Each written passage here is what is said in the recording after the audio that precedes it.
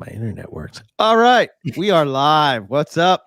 How's Good everybody morning. doing? What's going on? How you been, man? Oh, I've been surviving. Like it's been a rough couple days. I've been pretty under the weather, and I also like threw out my back, which shouldn't happen to somebody in their early 20s, but I'm cursed with a broken spine. So like yesterday I couldn't twist to the right. So it's been it's shit. been a rough couple days, but today feels all right. I'm happy to be chatting with you and have Yeah, a man. purpose. Right on. Yeah. How Yeah. about you? What's going on? Same old shit. Same old shit. I keep looking for diamond python eggs. I actually just got home, so I was checking. No, still none. So None. hopefully, yeah, she's looking good though. So it looks promising. We'll see. Did she have the post-op shed already? She did. Oh shoot. There was a shed in there, and yeah, so I guess it's just a matter of time now. So That's we'll awesome. see. Yeah, I'm pretty excited. That would be cool to produce diamond pythons. Never did it before. Hell yeah. You have some nice ones over there too. I'm really excited to see if it all works out. Yeah. Who pops out of those eggs? Yeah, for sure. Do you have I was ahead. just gonna say, do you have a prediction of what? Because I know it's kind of still up in the air. I'm definitely not like a diamond python expert, but do you have a prediction on how many of the offspring would be reduced pattern? Do you have a theory? Because it's kind of weird, right? Yeah, I think it's recessive, but Okay. you know, you talk to the diamond python people and they say that that's not right. So, and I think we talked about it before, and Greg Heim did a pairing from reduced pattern to reduced pattern, and I think he got all reduced patterns. So, well, there you go. I don't know. Cool. Travis, what say you? I know you're out there listening at some point, and you'll what's up, everybody? Everybody is quite a few people here. Riley will be joining us soon. He's getting his second shot for the COVID, so he can get to traveling. Yeah. I don't know if you saw the Keith, man, he has all the luck. Herping, man, he found like a whole bunch of Gila monsters on the trip over the weekend. Yeah. Holy shit, man. The pictures have been looking like a really good time. It seems like they're doing some cool stuff out there. Yeah. I was supposed to go on that trip, but couldn't make it. So it is what it is. Was that Utah? Yeah. They went to Utah. Yeah. Nice.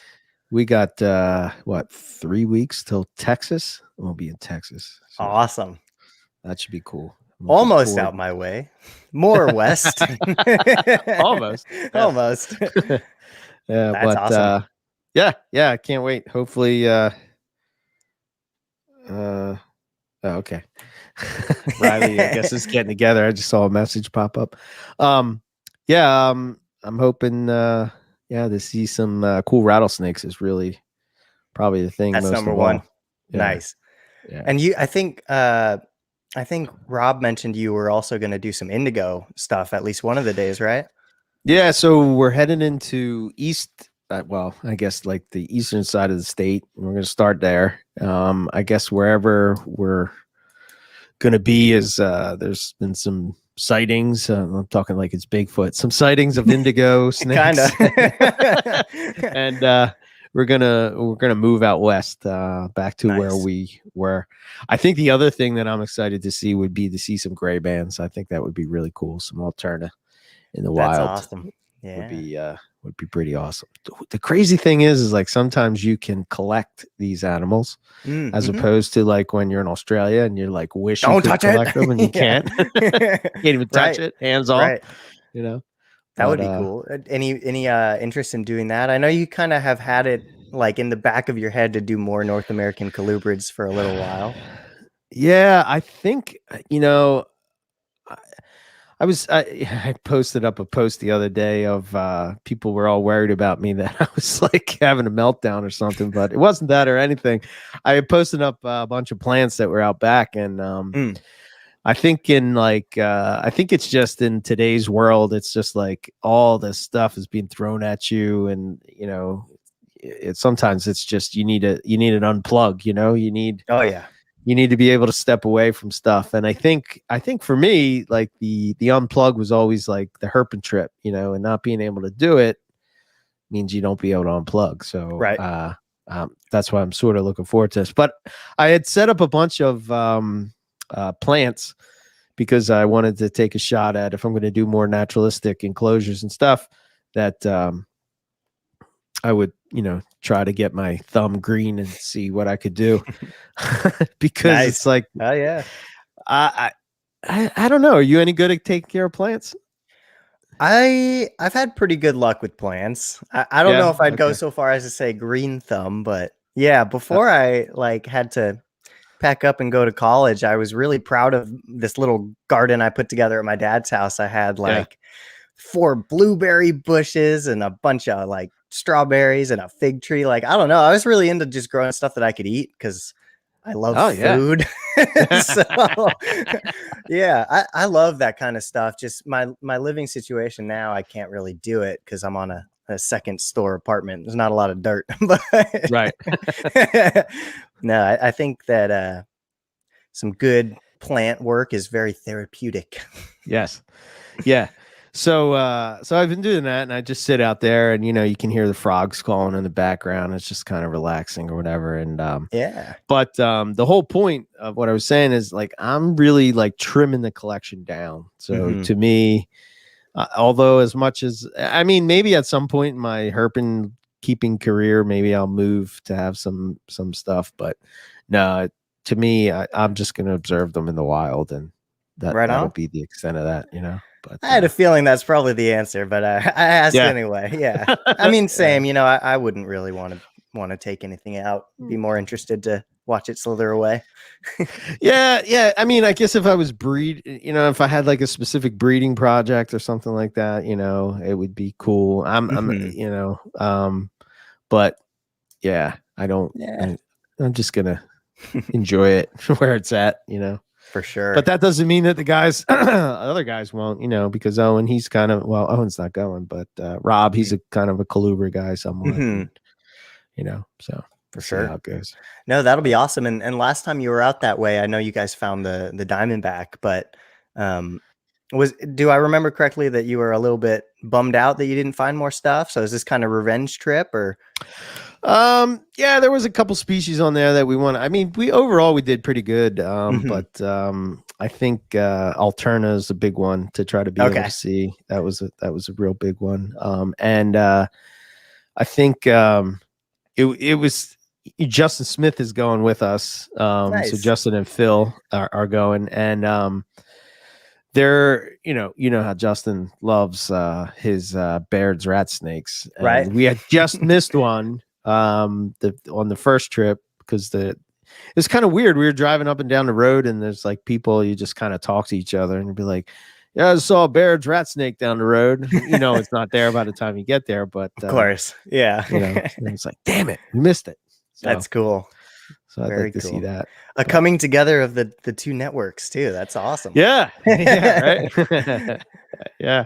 Speaking of that, did you check out the Reptile Fight Club? I did. I listened last night, and that was a blast. I really enjoy that. I like the format. Good. You know, I was a little bit curious at first how it was gonna feel because Justin is such a nice person.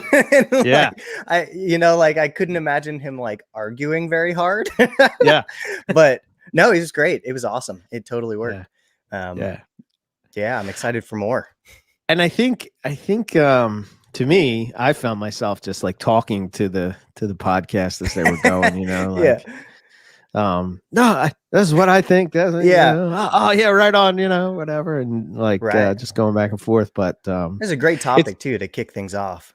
Yeah. Hobbyist versus professional breeders and what each kind of can bring to the table. Yeah. I thought it was also pretty cool that they had, you know, they picked which side they were going to be on at the beginning of the show. So it's like it's not like you could formulate. You kind of had to know both sides of the argument to be able to do that. So it's like, you know, they were well studied on both sides of the thing. So it was very cool. Very cool. So that's going to be a fun one for sure. And Yeah, I always love listening to Justin talk and remind me. I'm sorry. What's the other guy? Chuck. He was great too, but I'm not familiar with him, so it was cool to listen to him for the first time. Yeah, Chuck is kind of he's kind of in the background. He's not really out in the forefront of stuff, but he used to be real prevalent on the Morelia Python forums. Okay. So back in those days, he was kind of on there a lot, and he's actually the first person to breed Halmaheras scrub pythons in captivity in private collection. Nice. So in the US. So yeah. Very cool. Yeah, everybody seemed to like it. That's cool. Yeah. So yeah, anything Justin is a good addition to the group of podcasts that we're trying to do. And the cool thing that Apple just came out with is that they have this where you can form a channel now. Which I'm working on, so that like if you liked, you could subscribe to a channel, and all the podcasts that are associated with that channel you'll be able to see and automatically get. So kind of having an idea that was coming down the line is kind of like how this sort of started to come together, and I'm glad it's sort of all of the affiliated NPR network podcasts will be on one channel. Yeah. Okay. There'll be separate feeds and all that, but like when you look at it, how like if you look at the podcast, you go into the app, you'll be able to go to the NPR network and like all the shows would be there. It would sort of be like similar to, I guess, how they do music. Like if you're looking up Coldplay, all Coldplay's albums would be there. For sure. Oh, that's awesome. Yeah, that'll be a lot more convenient. Spotify, you kind of have to bounce around to find each one, know what you're looking for, which that's fine, but it'll be cool to be centralized. Yeah, absolutely. 100%. Especially when we're up to what, 13 shows? I don't blame people for getting one every now and then. They're like, wait, what? There's 13? What? Holy shit. It's pretty good. Yeah, we just did I guess it will come out tomorrow, but me and Owen did an episode with Ron St. Pierre for Herp History last week, which was pretty cool. Yeah, it was good. It was pretty good. Ron's a really cool dude, and he's definitely an old school herper for sure. You can kind of tell that he's old school, but yeah, man, tons of good info on there and stories and all that kind of stuff. So nice, so cool. So what about your breeding season, man? How's it? Things are progressing slowly but surely over here in the land of pythons that lay eggs when everybody else's eggs are already hatched. I constantly am reminding myself that I'm not actually behind. Nothing is wrong. Right. It's normal. It's weird, right? Oh man, it's so weird. But yeah. So the one hypo het stripe ovulated, which like that was my first time seeing an ovulation. So I was like pretty sure, but I wasn't 100% sure. So I sent that picture to like everybody, and Owen was like, yes, either that or she swallowed a cat, So I got the, the reassurance from people that know what they're talking about. So that was really exciting for me. Right. Now I'm just waiting on that shed. And the other hypo het stripe also feels like she's building, went off food. So I might get 2 clutches of those.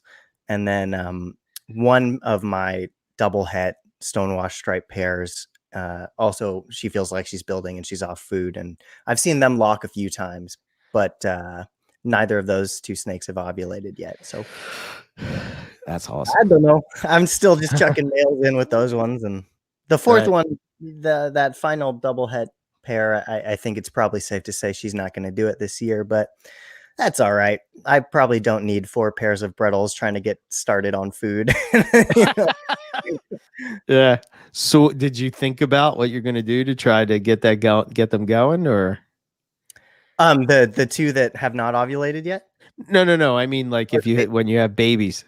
Oh, yeah. I mean, obviously I'll be chatting with folks that have done it and look for a little more advice, but I've stocked up on frog legs as a tool. I can scent with frog legs. I don't know if they'll like that, but it's something different. I know that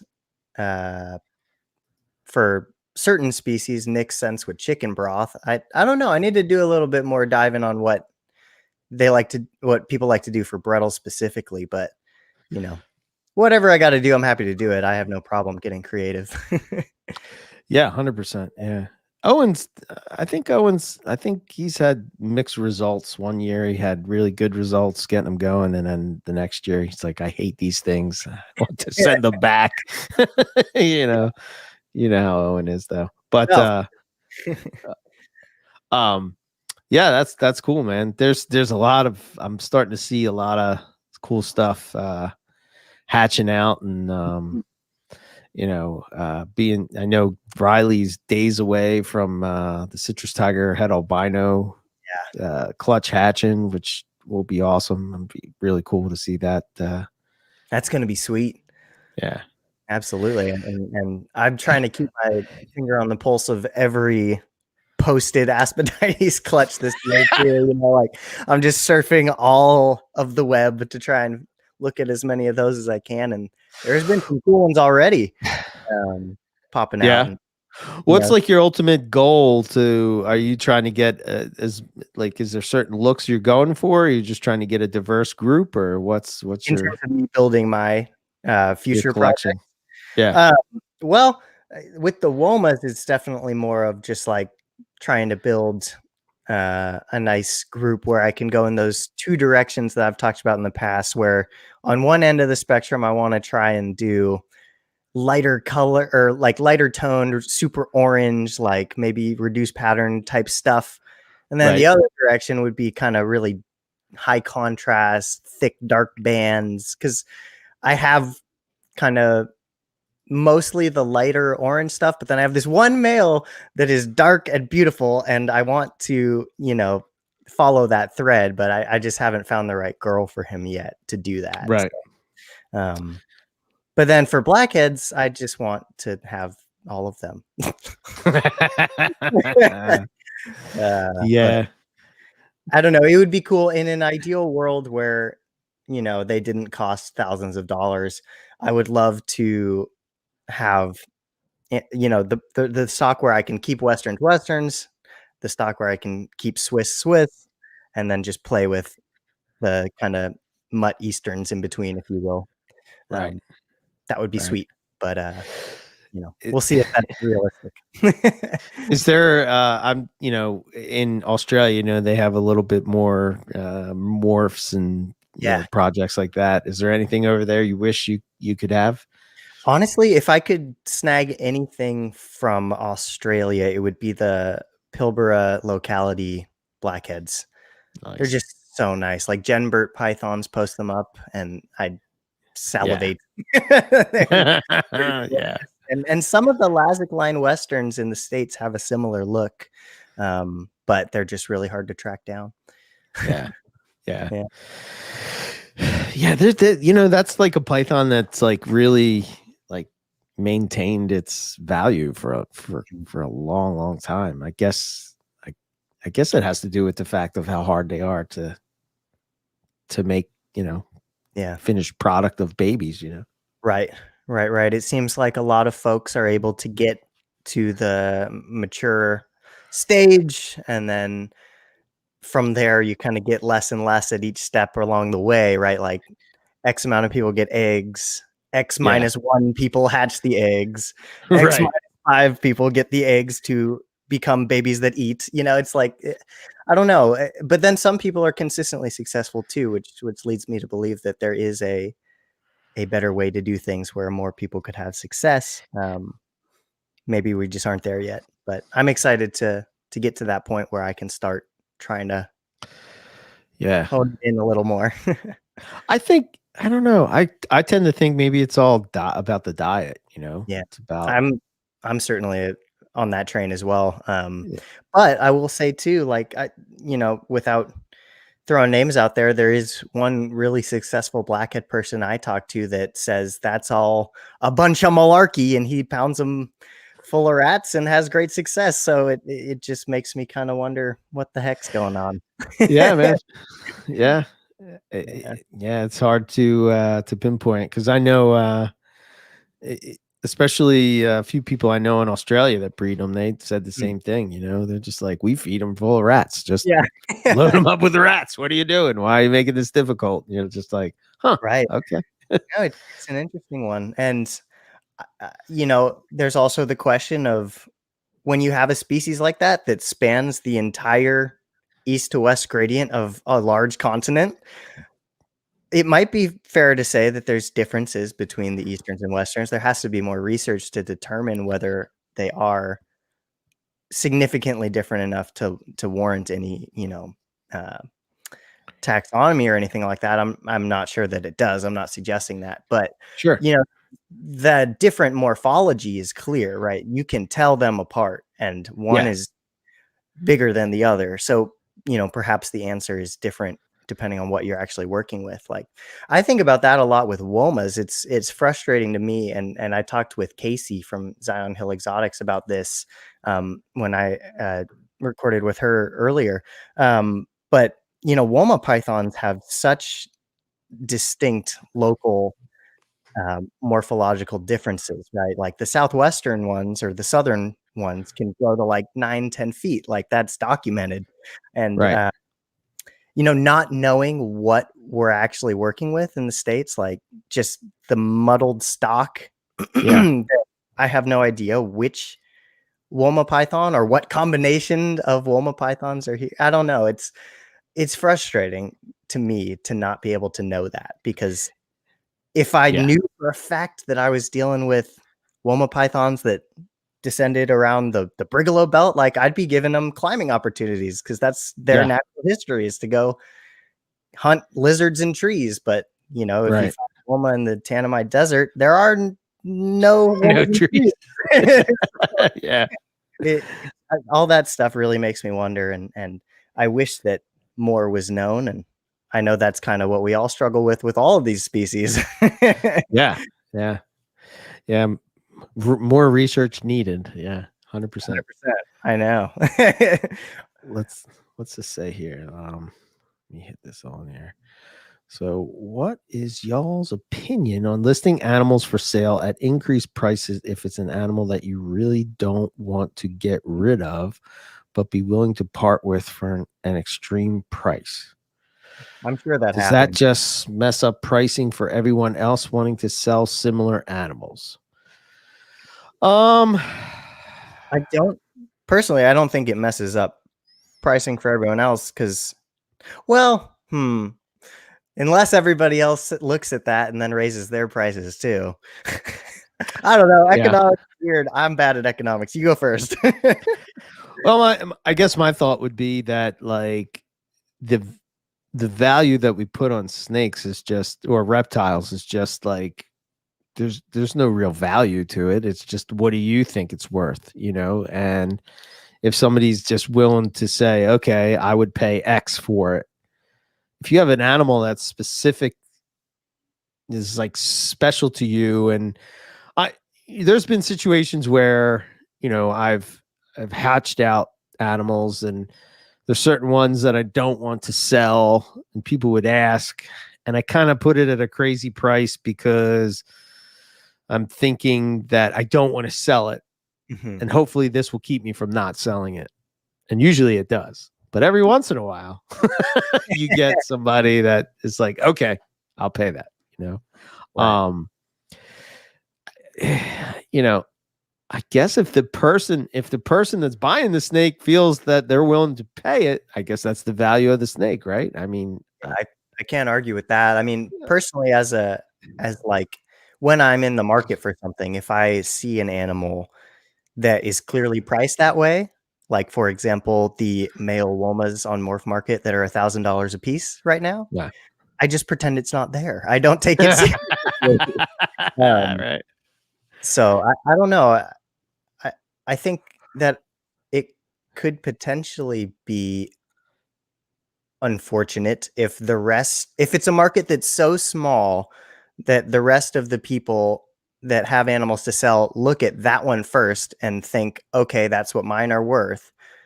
But to your point, if people pay it, that's what they're worth. So I guess eventually the theory behind it all would be that it would just even out. Because if it is astronomically absurd and nobody pays it, then everyone will lower it eventually. Yeah. But I don't know. That's kind of what Coal Black Exotics just kind of said, like if you put it there and it doesn't sell, then you should move it. I've also had the opposite where I've thought that, this snake was worth way more. And I'm just not going to sell it because I'm just not selling it for $100. I'm just not doing it. I'll keep it.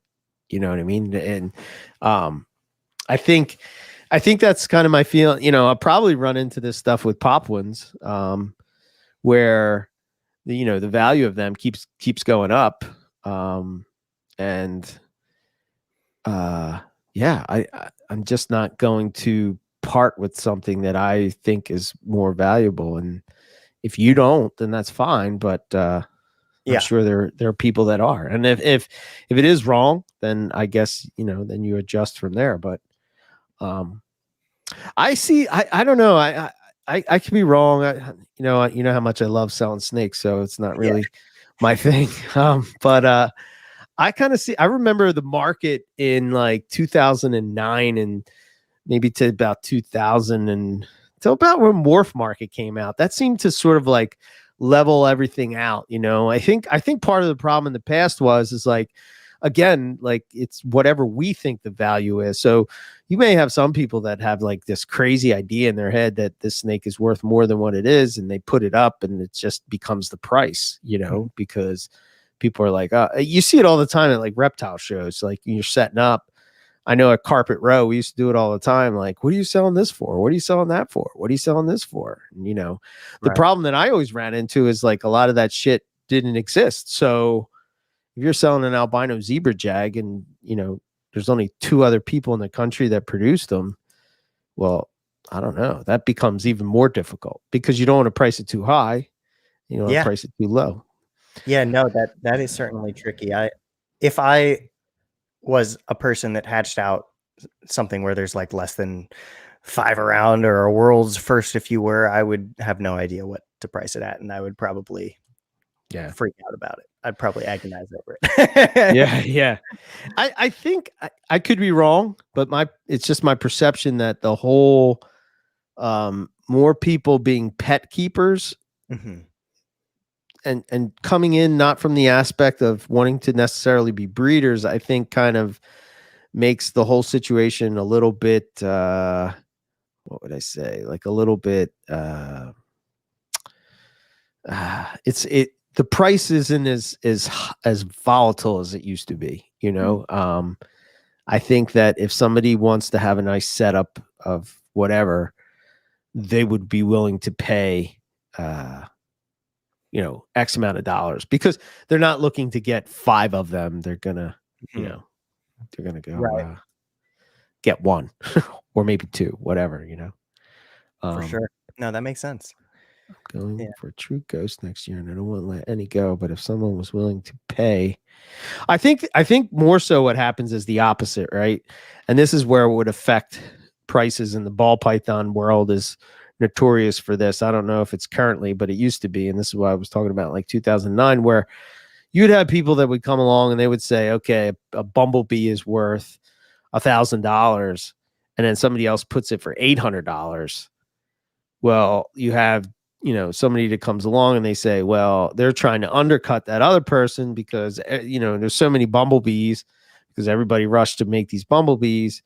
And now, the new price becomes $800 because you're either going to bring it to 800 or you're going to probably sit on them, because you have that whole like,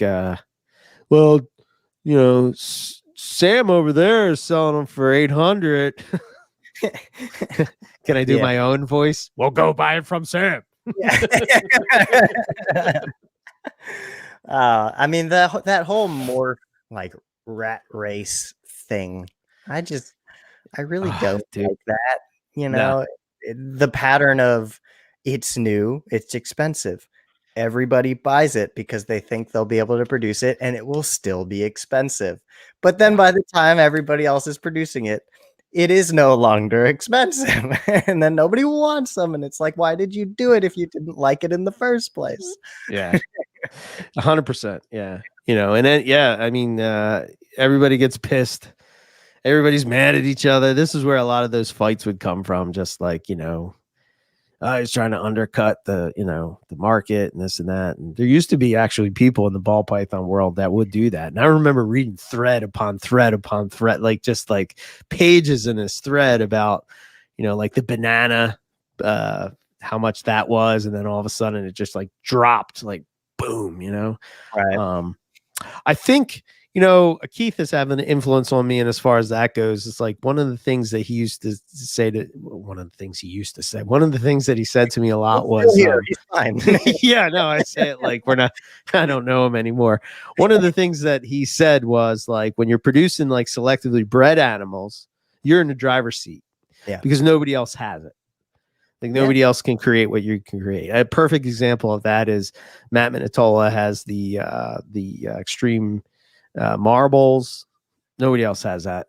People have marbles. People have nice marbles, but not like him. And then, you know, the whole ocelot thing that he has is another thing. Like people have snakes that resemble that, but like his breeding, you know, it has led him to this spot and he's in control of that. And you don't have to worry about somebody else dropping the price or whatever. So it becomes what you think it's worth, you know? So I always think too, when I think about these kinds of conversations, I remember the moment when in the episode of NPR you did with Jason Hood on blackheads, because obviously that's one that I've listened to like twice. Right. There was one part in that where he was talking about how people accused him of like flooding the blackhead market and ruining the blackhead market because he had more than like 2 clutches, you know? And something like, if one person can destroy the market like that, it's not a market. No, 100%. Like, which is an interesting one, in my opinion. It's always a weird topic. I don't really focus too much on that whole, like that part of it anymore. You know, it's always been my least favorite part of it. You know, it's always been something that I don't want to like overcharge somebody. I don't want to undercharge somebody. I don't want to be the guy that dropped the price. I don't, you know, this is what I think the snake is worth, you know? Right. Yeah, for sure. I mean, it just anything like that just becomes so toxic so fast. And you hate to see something that should be based on the animal become money toxic, you know, because that shouldn't be the point, in my opinion. Agreed. 100%.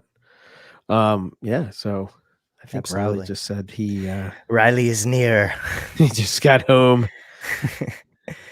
So I've been trying to pull out all the stops for the, you know, this season, my first breeding season. So I put all the male Brettles in the car and tried that whole thing. Just because I want to try all of these things, you know, that I've heard people talk about. So I put them in the car. I went around the block a few times and then I combated them and then paired them. So I gave them like 2 tricks in one session. I was like, you got a car ride and you got to scuffle.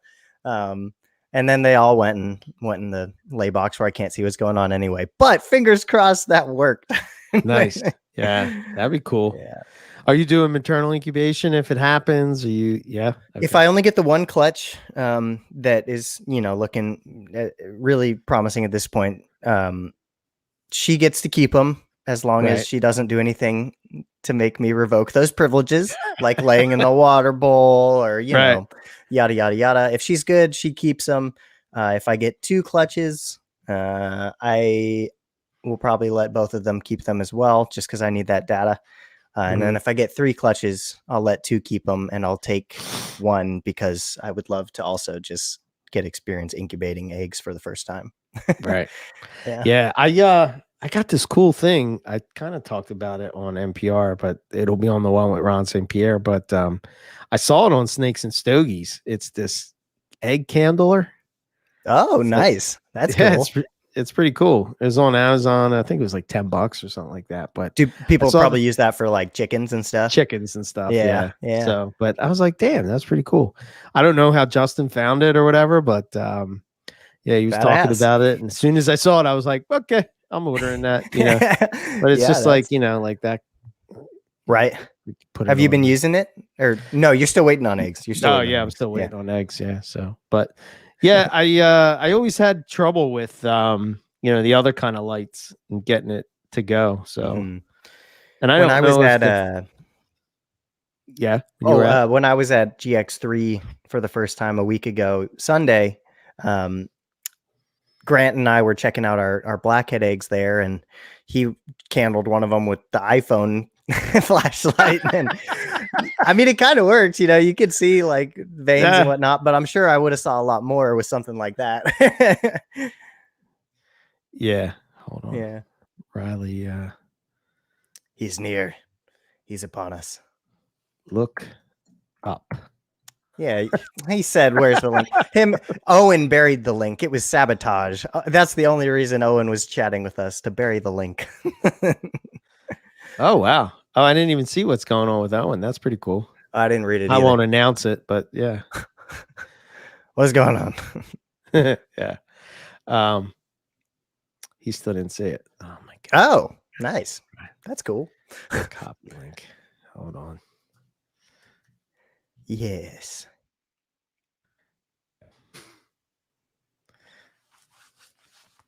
This is cool. Riley's going to be safe. We're all going to be COVID safe. Can actually get together one of these days and not worry about it. We can herp now. Oh, man. I would love to. That'd be fun. Yeah. Yeah, man. Wait, who's that? Sorry. So many things going on at once. All good. I'll do another random fun fact. How about that? Yeah, do it. All right. So random fun fact of the week, May 17th. Did you all people out there know that in a radio tracking study, it was determined that the number one driver of habitat suitability for Woma pythons is the presence of suitable underground burrows, regardless of what human beings have done to the landscape. Even in extensively cleared agricultural areas, if suitable burrows were preserved, Woma pythons occurred.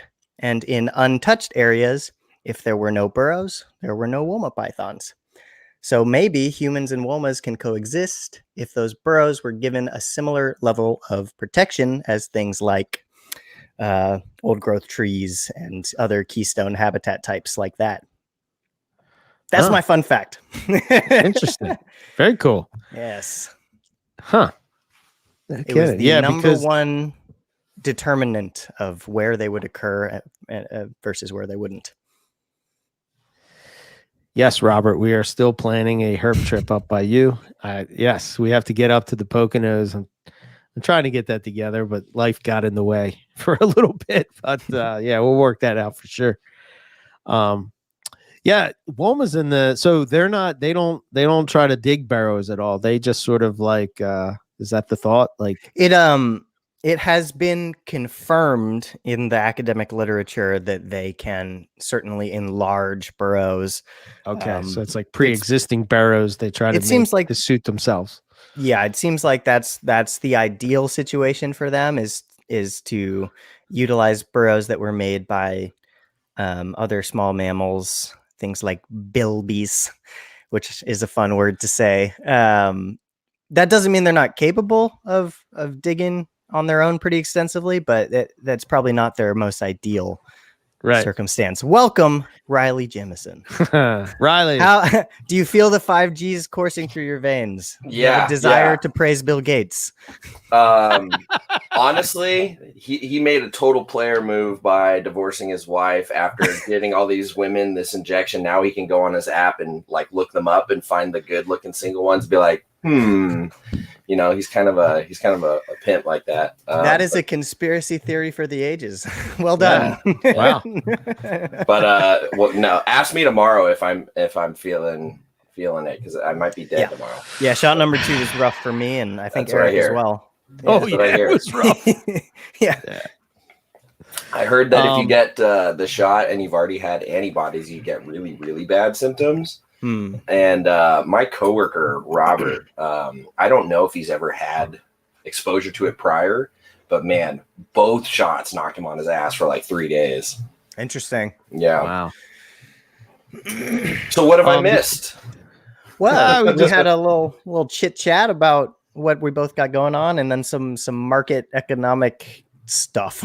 Yeah, that's more Juicy. Riley's lane. He's more of the juicy market guy. You know, he's dealing with the retail world of right of everything. But basically, the question was, let's see what well, first of all, what shot did you get? Let's get that. We must Moderna. I got Moderna out of the way. Okay. Both of them right, Moderna. So that's what I got. So buckle up, big guy.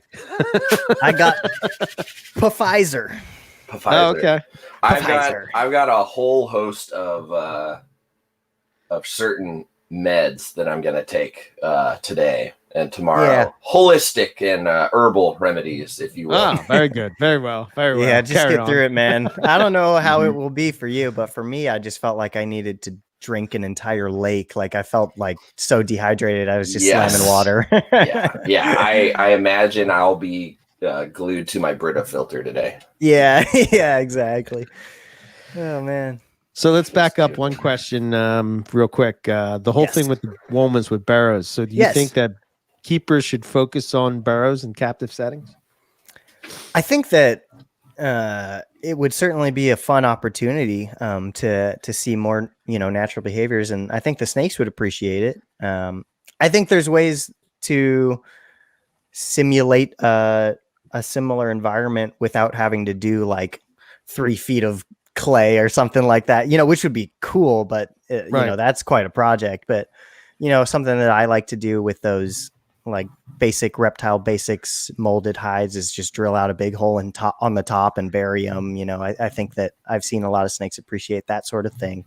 It's one of those things where if you can do it, I think they'll use it and I think they'll enjoy it. I wonder if it could be, if you could set something up like where you had sort of like, even if you put whatever on top, but you had like a PVC type of thing going from one spot to another and then opening up to a big chamber or something like that, Yeah, I really like what Alex Oliver said here, an ant farm for like a Woma where it's pressed up against glass and you can see the caverns. That's what I want to do someday. Yeah, you could absolutely do that. Yeah. And yeah, just for a little bit more context, I mean, the speculation behind why those burrows are so important is because the study actually looked at all shelter in that specific area, logs, tree hollows, brush, all these things. The underground burrows were the only potential shelter in the area that could buffer the extreme cold and the extreme heat to a level that was manageable. Okay.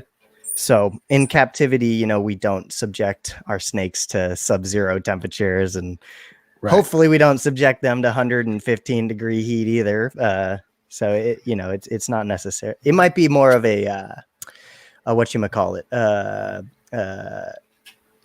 necessity.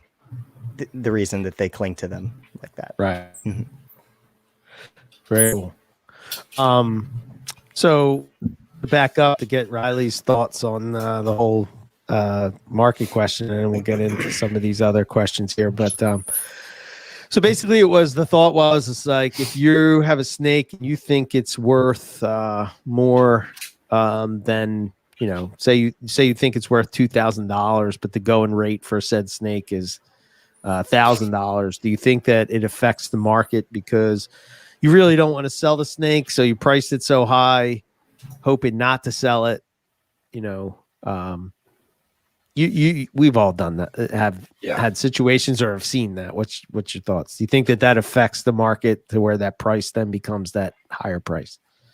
One person pricing an animal extra high to sort of like avoid selling it, but like is open to it at a high price. I don't think one person doing that affects the market at all. I think if it's a big personality or somebody with a large audience, people are going to pay attention to all of their moves and price points and things. And a lot of folks will then use those as standards. So if somebody who is looked to as like, that's the person you go to for X, they start pricing it at a certain point that, you know, is widely regarded as the standard for good quality of species X. Now, if somebody comes along and is like, hey, I've got one too, I'm sort of on the fence of selling it, but I'd sell it for like twice what, I don't think that affects the market in any way. I think that's just a one-off instance. I think if you have a massive clutch or a huge litter or multiple, or there's a bunch of people doing it all at the same time, that most certainly will affect things. But just one-off, you know, somebody pricing something high-end because it's got a little more sentimental or aesthetic value to them or something like that, I don't think that hurts anything. If somebody goes and buys it, that doesn't mean that that's now the industry standard. I think that's where people are often mistaken. If you were to go on Morph Market right now, you might be able to find a listing of a 2019 Brazilian rainbow boa up there for like $950, which is ridiculous. But the reason why he's probably putting that up there is because there are no other 2019 rainbow boas up there. They're all babies and they're all other various projects. And, you know, if somebody is looking for something older, that's literally your only option. Now, is that going to change the market? Absolutely not. So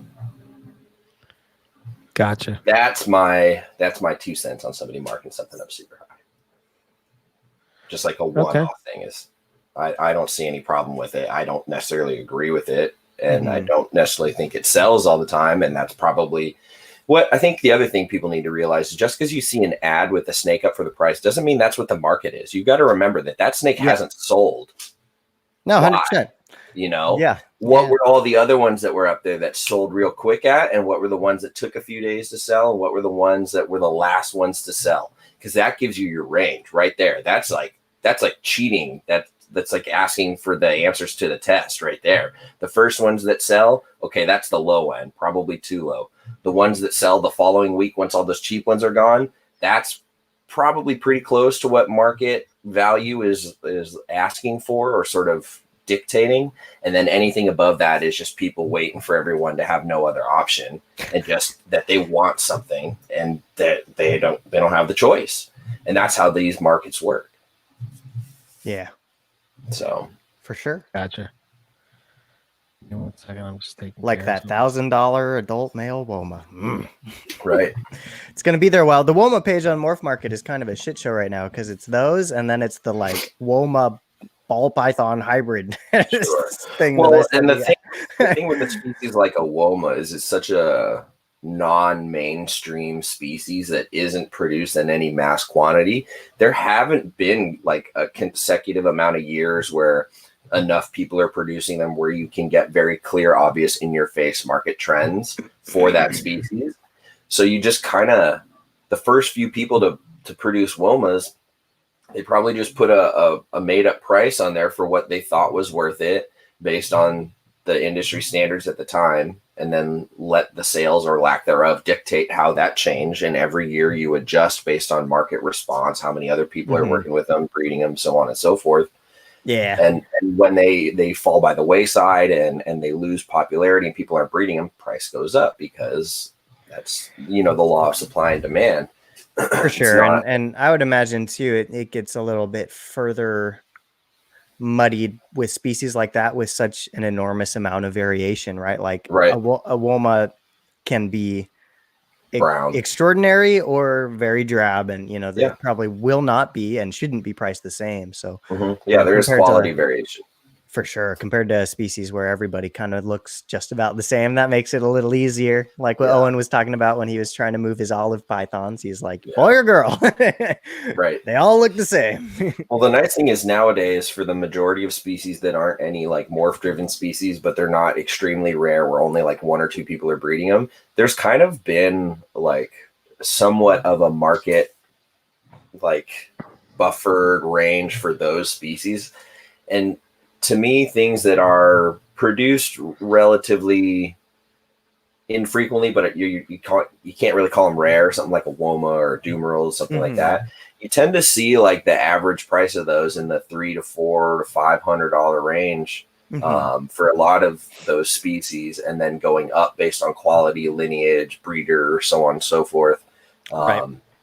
And then there's also a ceiling too. That's the other thing. There is such a thing as going too high, and that's I think where people really get confused, because I mean, supply and demand, you can essentially, if you're the only one with an animal, it's a one-off. You could ask whatever you want, right?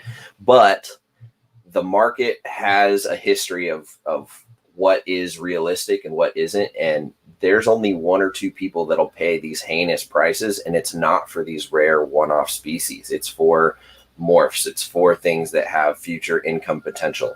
There's a lot of risk involved when you're trying to get a species started or just get into it. It's not a huge money-making thing getting a crap ton of Womas. You know what I mean? Like, there isn't billions and billions of Woma people out there. There's billions and billions of ball python people out there. And so it's just a little bit different. So I think not over yet, the years, there should be. If Lucas keeps going, there might be. But the way I see it is there's enough of a history of when something is new and unprecedented and it hits the market, and at these prices it doesn't sell, and these prices it sells. I find that a realistic maximum for like a new morph in carpets, or a new species that is like only first bred sort of thing, there's a maximum, and it's like $4,000 seems to be where like new carpet morphs come in at when they're first available to the market.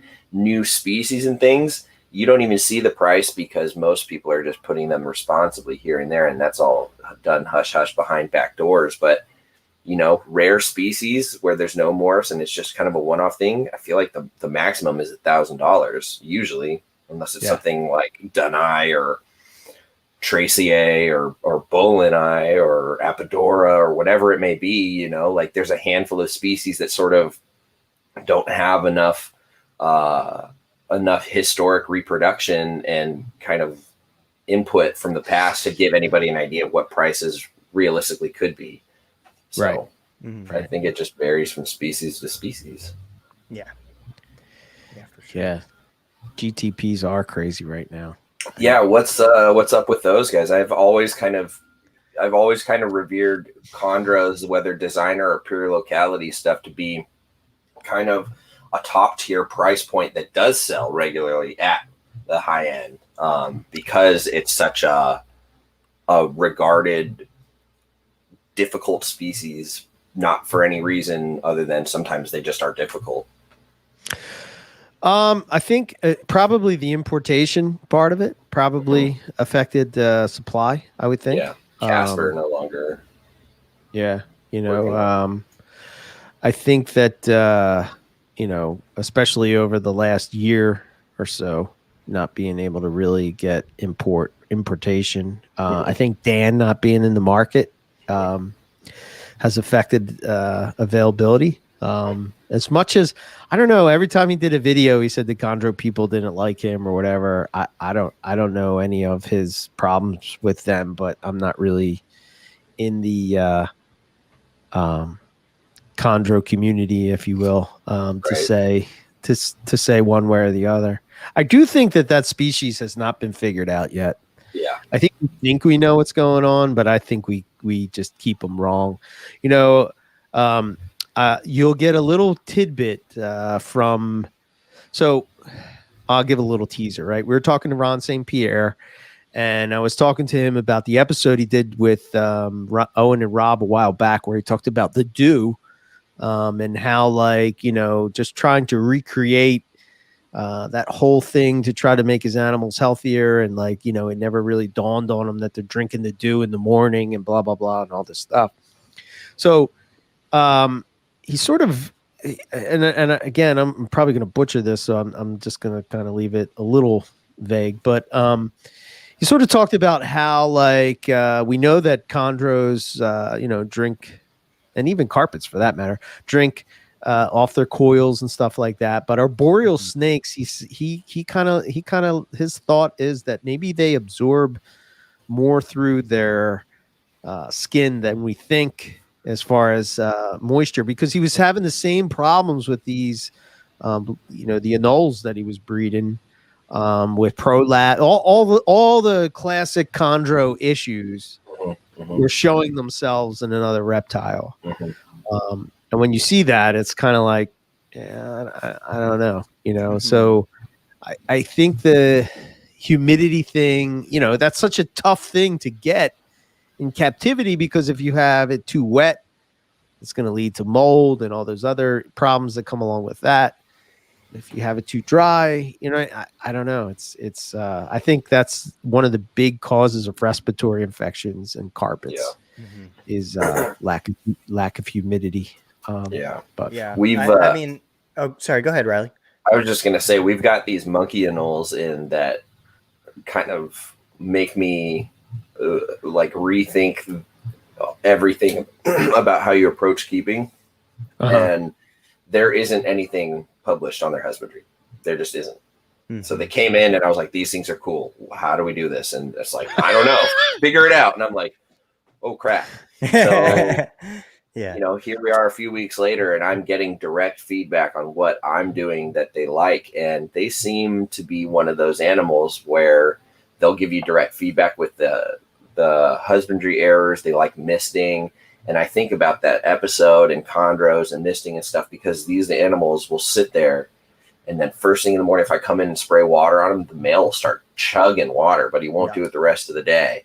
And I'll mist them throughout the day. And what happens is when I mist them, their color tone changes and like the bright colors start coming back out. And then they go back into a resting color. And throughout the day, you'll see that. But first thing in the morning, man, if you've got it on like right when the lights come on or a misting system dialed in, it's very, very different, and you see it. And I'll never forget that episode that Ron St. Pierre did talking about that, because he's got some amazing anoles, and I really geeked out with those small woods when I was at the zoo and got to produce those babies. They of course hatched after I left, but Yeah, I was gonna say, similarly, I think that with the chondros, that hydration piece is so important. And I have found recently that my Aru female will drink if I just spray a constant stream at her mouth. She just starts drinking it. And so I just do that whenever I'm standing around in the living room. I'm like, all right. And then I just start doing it, and she's getting more water in her than she would be if I wasn't. So it's just kind of an interesting thing. I'm sure not all of them would do that, but the fact that she does do that, I'm going to keep doing it. A friend of mine, I think we've talked about this before, but a friend of mine, I'm not going to say his name because I don't think he likes his name out there, but anyways, very smart guy. He's been keeping reptiles for years and years and years. And he designed this chondro cage where, it boosts the humidity, and then there's fans that pull that humidity out so that it has a cycle, so it's not like constantly wet. And he's noticed a huge improvement in keeping chondros. Right. So, and I think about again, like all the people that we've had on NPR with talking about chondros and stuff, it would be like, you don't have to mist them. You don't have to mist them. And I think that just applies to, that whole thinking of where you're at, like you could be somewhere like in Colorado where Rob's at. It's just no humidity at all. It's just, I don't know. You guys have humidity, right? Or no? Is your humidity kind of sucks? Not where Riley's at. Where I'm at here, right next to the bay, it sticks around 50-60% or so, I'd say. Okay. Maybe drops to 40, but yeah, decent. Not like East Coast, but right. Yeah. Like here, just loaded with humidity. So a lot of the original, a lot of the original chondro people that I knew were all basically in Maryland. I don't know why Maryland was like the hub of chondro people, but that's where they all were, and they would not spray, and they would constantly say that you shouldn't spray, but and other people still do. And so I don't know, it's like that thing about understanding natural history, being able to apply that knowledge to being able to keep the animal and then adjust when it kind of goes right or left, and to get it back on track type of thing. But I feel like if somebody were to try and set up like a small building or a room, set it up ambient 82 degrees and have fans that came on, middle of the day, and then misting systems that came on first thing in the morning and then in the evening, and just had the whole thing dialed in. So the room itself was, a bunch of plants and screen cages, and kind of took a chameleon approach to keeping chondros in a big ambient style like that. I think those animals would thrive. Just having been around enough chameleons in the shop and seeing how they behave when water's dripping and their sensitive behaviors and how prone they are to prolapsing and food issues and hydration issues and stuff. Sure. Very similar vein, even though they are, not necessarily, in the same region, but a lot of the same sensitive behaviors apply. And I've got to think if you could set something up ambient where you've just got misting, where it's just the whole building is getting misted at a certain time and a bunch of plants in there and all these chondros have their areas and their perches and the whole thing was just lit up. Like you just had like a light overhead, a tropical UVB on an astrological timer, and then you just had fans kick on middle of the day, and then first thing in the morning misting system, in the evening misting system after lights out, and then just have the whole thing controlled ambient 82 degrees and just have chondros everywhere. I think they would thrive. Yeah, just make the vine forest, the cloud forest in your room. Just do that. Yeah.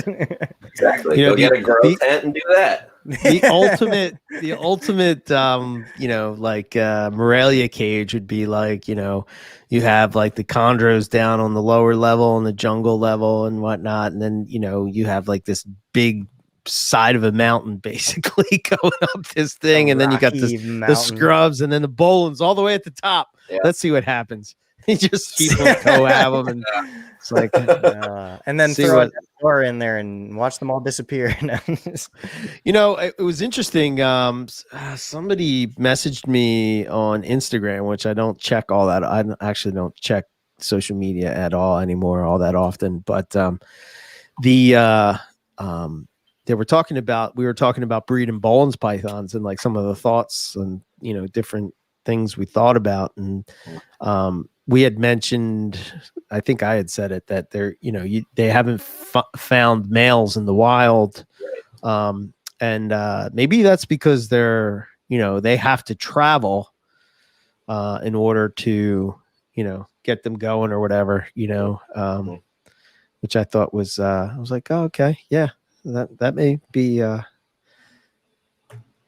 I wonder if males, like, because we don't find them, if they combat in the wild, like if they come across them in combat and then that dejected male just like definitely doesn't try breeding that season, and the other male is just very seclusive about it. I could be. I for some reason I thought that they do combat, but I could be wrong with that one. I don't know. I would expect a species with rare opportunities for breeding in high elevation and harsh terrain. If there's males nearby, I would think like the opportunity to mate would be very important.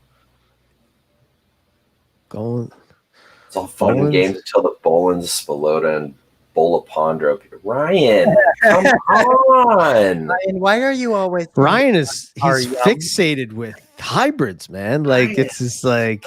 Stop. I think he's trolling us, man. He's just a troll. He'll probably message me later and he'll be like, I'm glad I said that. That was funny. Hey, Ryan, by the way, here's a hybrid for you that I shared with the guys. You guys saw it, and Eric like vomited emoji wise.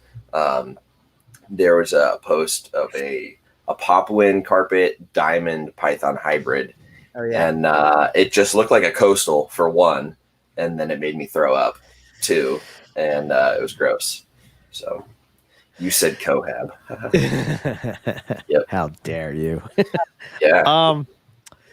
Yeah, there was a thread. I want to say it was on the Carpet Python discussion page or whatever, and Brandon had put it up, and basically the old "What's my carpet" type post thing. Oh, and fuck me.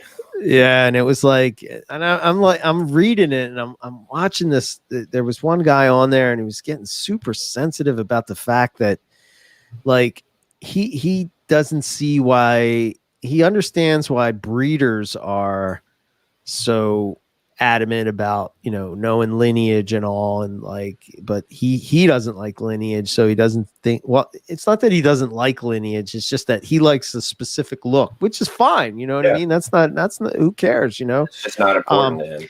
And he sort of got the impression, but see, this is the problem with social media. In all of those posts that they made, nobody ever said that a cross was less, right? But that's how it's comes across, right?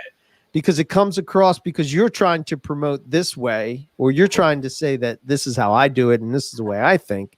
By doing that, people automatically assume that you're putting down their way. You know what I mean? And it's like, this is the struggle to communicate on social media.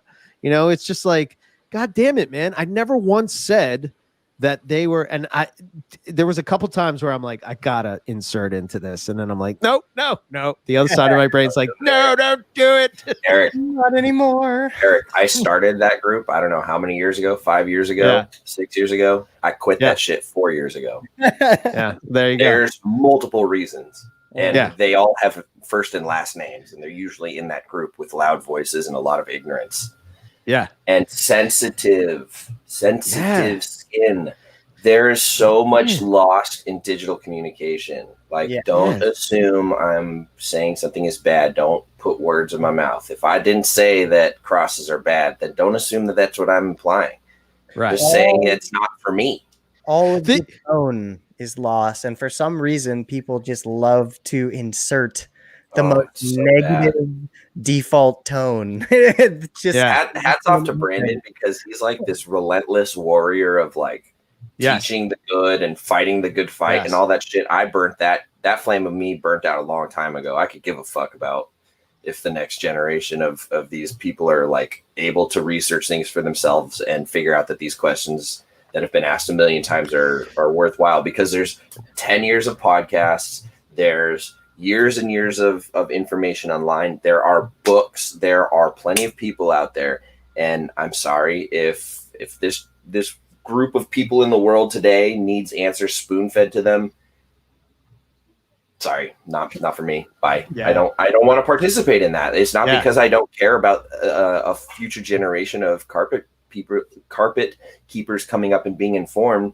It's because the ones that are trying to come up don't have the ethics and the values and the work ethic to figure this stuff out, and the genuine passion. They just want the answers so they can get the fastest way to breed, to make money and be somebody, because they're so fixated on the label of a breeder, because it's the attention that they think that it's so misguided in so many ways. It's awful.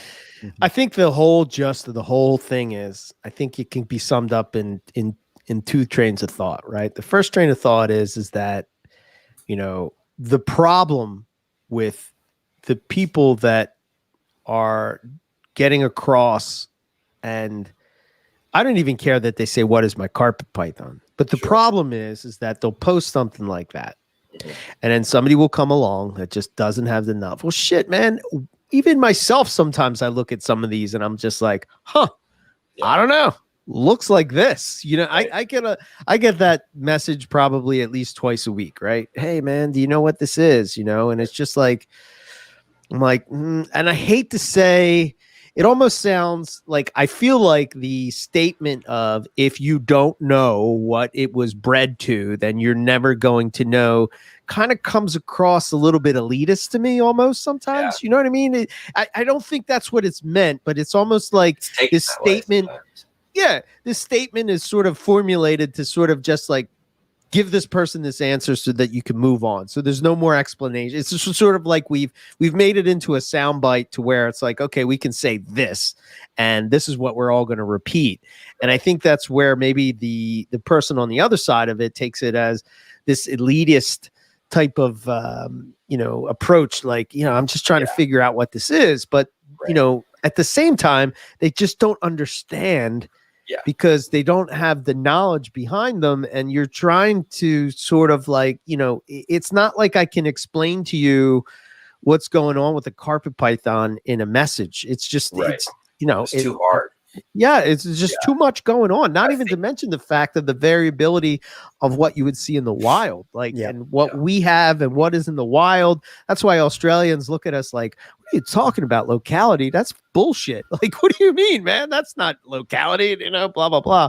Right. But and then the problem is that they'll go on to this somebody will say it looks like looks like an IJ, and then that snake becomes an IJ.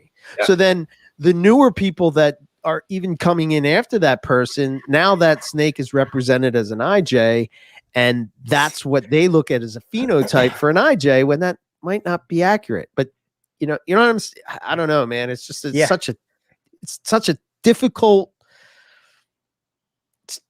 topic to sort of like not come across as an asshole, but at the same time say the right information.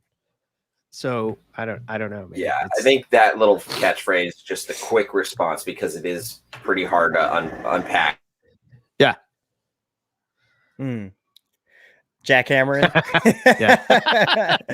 Yeah, they've been so great, and now like there it is. Nice. It's all good. That's what my brain feels like when somebody asks that question. That's why I left that group. Yeah. So, but I will we will do this real quick since we didn't do wild it carpet week. python of the day. Yes. And in this one, we're going to talk about my favorite, and I'll show you why it's my favorite once you see this beauty. It is a Morelia imbricata. Nice. Here we go. So, yeah, look at that snake, man. That's so. crazy. This is from Forestinia, Western gorgeous. Australia. Wow. And that's where that would be right there, which is where we would have been, Riley. Damn it. You guys were going southwest, huh? Yeah, that's where we would have been in that area. Destined for birth and all sorts of areas around there. Kind of looks like there's some pictures of the environment. You guys got to go find a southwest Woma, break the streak of 20 years or whatever without finding one. Yeah. But wow, look at that landscape right there. Yeah. And like I keep thinking that, man, wherever there's trees, you're gonna find those carpets. But yeah, man, look at that. Stunning. That's a cool looking snake, man. It would be fun to like be able to go camp out there, spend some time, like if you had enough resources and water and things to really just dig around under some bushes and like look in those sand crevices, see what's out there. Yeah, that is a beautiful, beautiful snake. Big perennie come through your camp and shit, That would be heaven. That would be so cool. Yeah, I think perennies might be my favorite monitor. I think they take the cake, man. They're pretty badass looking. They're pretty cool, man. One day, I'm hugely in love with our lace monitors, though. Even after they sprayed you the other day. Yeah, I just forget that female, when you pick her up, she just evacuates her bowels. And I was picking her up, and I hadn't handled her in a week or so, and I just completely forgot. I was going in there to feel if she had eggs or follicles going, because she's been refusing food. So I picked her up, and she exploded. Yeah, if the cane toads don't get them first. Yeah. When am I getting imbricata? Well, I don't know when they're available to get. I would buy them tomorrow. They swim across into the U.S. Let me ask this question: do you guys have like a specific reptile that you kind of have like this fund that you just tuck away money to constantly, like just, and you have like this little stash of money ready to go on the fly? Like if you saw like a Western blackhead pop up. That's what I was going to say. I used to have that, but I spent it on a Western blackhead. Oh, okay, fair enough. All right, you have to replenish. I have an imbricata fund that I've been putting together since like 2013, man. That's awesome. That is awesome. I don't know. Maybe one day. I'm never good enough at spending or saving for funds and future things. I dive right into it. So I haven't been able to actually save, but maybe that's a good thing or a bad thing. I don't know. We got to do the math. Like, how many cents do you have to put away every day to have imbricata money in 3 years? Yeah. It's like a cup of coffee a day or something like that. That whole thing for just one cup of coffee a day, you can give up drinking beer for like a month. Well, there you go. I'm 2 down already. Well, you got that expensive coffee. I just got the homemade shit. I loaded up today. Yeah, I got to buy more beans, but I decided to just do that today because I needed the lift. Oh man, I finally burned through my Wild Timor coffee, and I'm back on the whatever the heck this is. It's good, but I don't remember what it's called. Yeah, Parentes, man. You know, they were bred in the U.S. You know that, right? And really? They're in the U.S. legally? Yeah. Ty Park has one. There's only one person's bred them so far, so you can go out to Ty Park's Iguana Land and see one. I'm pretty sure LA Zoo has one. I've never seen one in person. Yeah, just the way they posture and that throat, it's so cool. I like the build and the slender nature and the look of a lot of the monitors that are known for being tree climbers and arboreal ones. So all the tree monitors, I love their body proportions. They're just a beautiful animal. Water monitors are like the husky version of what I like. You know, I love our water monitors at the shop. But man, a lace monitor is like it's like the athletic version, like the really fast, lean, gonna jump up a tree version. They're like birds, man. They just the way their eyes like look, and they can be a little twitchy, and the way they move and how fast they are and the way they react and interpret stimuli is very much like birds in my experience. So 100%. The laces are cool because you can see them go from being this like very instinctual machine to thinking to reacting to rest, like all these different things, and been building trust with them has just been so freaking cool. And monitors, I mean, you know, now with your Ackies, it's just like it's a different level of interaction, it's a different level of intelligence, it's a different level of behavior feedback, and it's so satisfying. Oh yeah, man. Yeah. Look Spencer's at this monitors are dope too. Wow. Yeah. Can you imagine seeing that in the wild? Like, holy shit. That is so cool. That would be a violent fight. Yeah, man. That would be very violent. I wonder if you have to do that in order to breed them. Probably not. Yeah. Monitors seem to just want to breed if you've got the right. Well, I guess I should very much put an asterisk with that. I'm sure Mike Stefani is probably yelling into his computer like, "No, that's not true, idiot." But Sick of snakes. Yeah, right.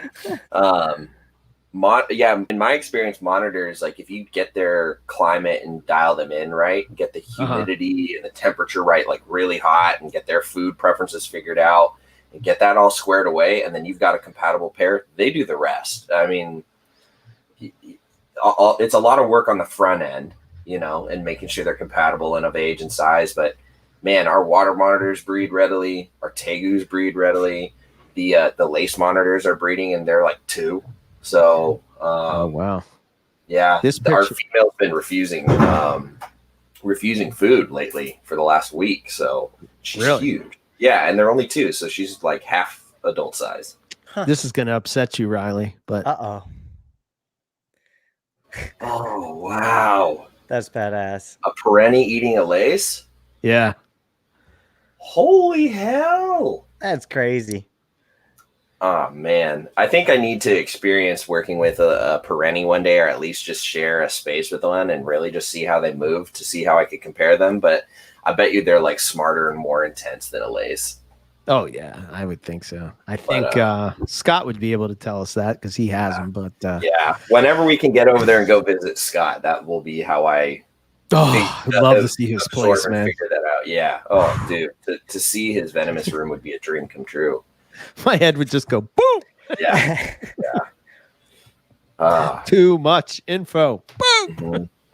Yeah, we'd have to spend like a week out there so we could have like multiple nights of like bonfire chats with whiskey, cigars, and chit chatting, and then herping, field herping, like all the good stuff, like night runs. Like, I'll tell you what, man. I said it before. I said it I said it multiple times on NPR. But herping with Scott was awesome, man. Because he's like, he. First of all, he found the snake like that. You know what I mean? He's like, he's rushing to the airport. He's got like an hour window with us or whatever. He's like, no worries, mate. We're going here. He takes us to this park. He's like, just walk on that trail a little bit, blah, blah, blah. Next thing you know, it's like, found one. Just like, what the That's crazy. We're looking for days. Like, what the hell? That's crazy. And he just finds this beautiful coastal carpet. And then like, he's like, Yodaing you as you're like walking, and like he's teaching you, and you don't even realize that you're being taught,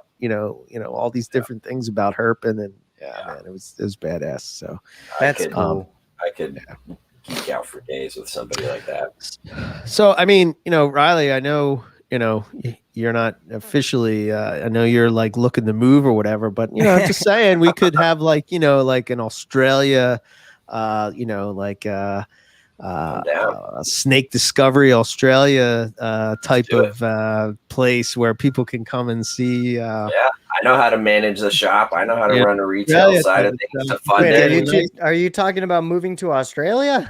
No, Philly. Oh no! We're talking about moving to PA somewhere and setting up a nice. Can I come? Forever. Yeah. I'm in. I'll move too. Yeah. Riley's my manager for life now. Yeah, and he's already called out sick once. I am still sick. He's supposed to be working right now, actually. Who? Oh shit! Oh no, yesterday. You were supposed to be yesterday. Yeah. You were supposed to work yesterday. Called out sick. Oh, it was. man. I said already at the beginning of the episode, but I also, in addition to dying of an unknown plague, I also like injured my back and couldn't move. So I tried to crack it a little too violently and tweaked something. You're not even 30. You don't even have the age right to complain about back problems. We need a whole podcast for me to go over the things wrong with my spine already. I had to quit. I had to quit baseball sophomore year of high school after a bunch of MRIs showed that my discs couldn't handle it anymore. Bro, oh shit! Drink milk. I got real problems. Oh man! Oh, I'm teasing. But we're happy. We're happy to have you there for the weekends because pretty soon you and I are going to be like the weekend team. Right on. Yeah, I think next going to change. So next weekend I'll be there Saturday, so we'll have some time together. Yeah. So we need to start a big reptile zoo in Pennsylvania. I think that we should actually do it. Yeah. I know how to do it. Lucas can be in charge of the Aspadites wing. Yes. If we get accredited and literally legitimized. the hardest part would be finding a good building. Yeah. And setting up accounts with any sort of manufacturers if we were to have a retail section in order to fund it, and then just building it. And insurance, it would be easy as long as you don't have anything venomous. If you do have venomous, then the insurance just costs a little bit more. Mm-hmm. Yeah. And then it's a lot of just putting the all the pieces in the right places, having enough people on hand, and having a good line of credit, a good building, and you know. And it doesn't have to be all snakes. Owen would love to have a kangaroo and a cassowary. There would be an entire squirrel room just for Owen. Would it be flying squirrels? It would have to be flying squirrels. It would be multiple species. I would PA like squirrel. squirrel species from representative regions around the world. Yes. Any news on Carpet Fest? Oh man, this is something that Nick drilled to me about, and like, oh yeah, he's like, yeah, we should just do Carpet Fest, and I'm like, yeah, Nick, you just can't like have Carpet Fest. It just doesn't like, boom. I know it feels like that when you attend a Carpet Fest, right? But it takes months of planning to do Carpet Fest. I'm gonna say no to anything in PA. well, at least for the Northeast version, it's possible.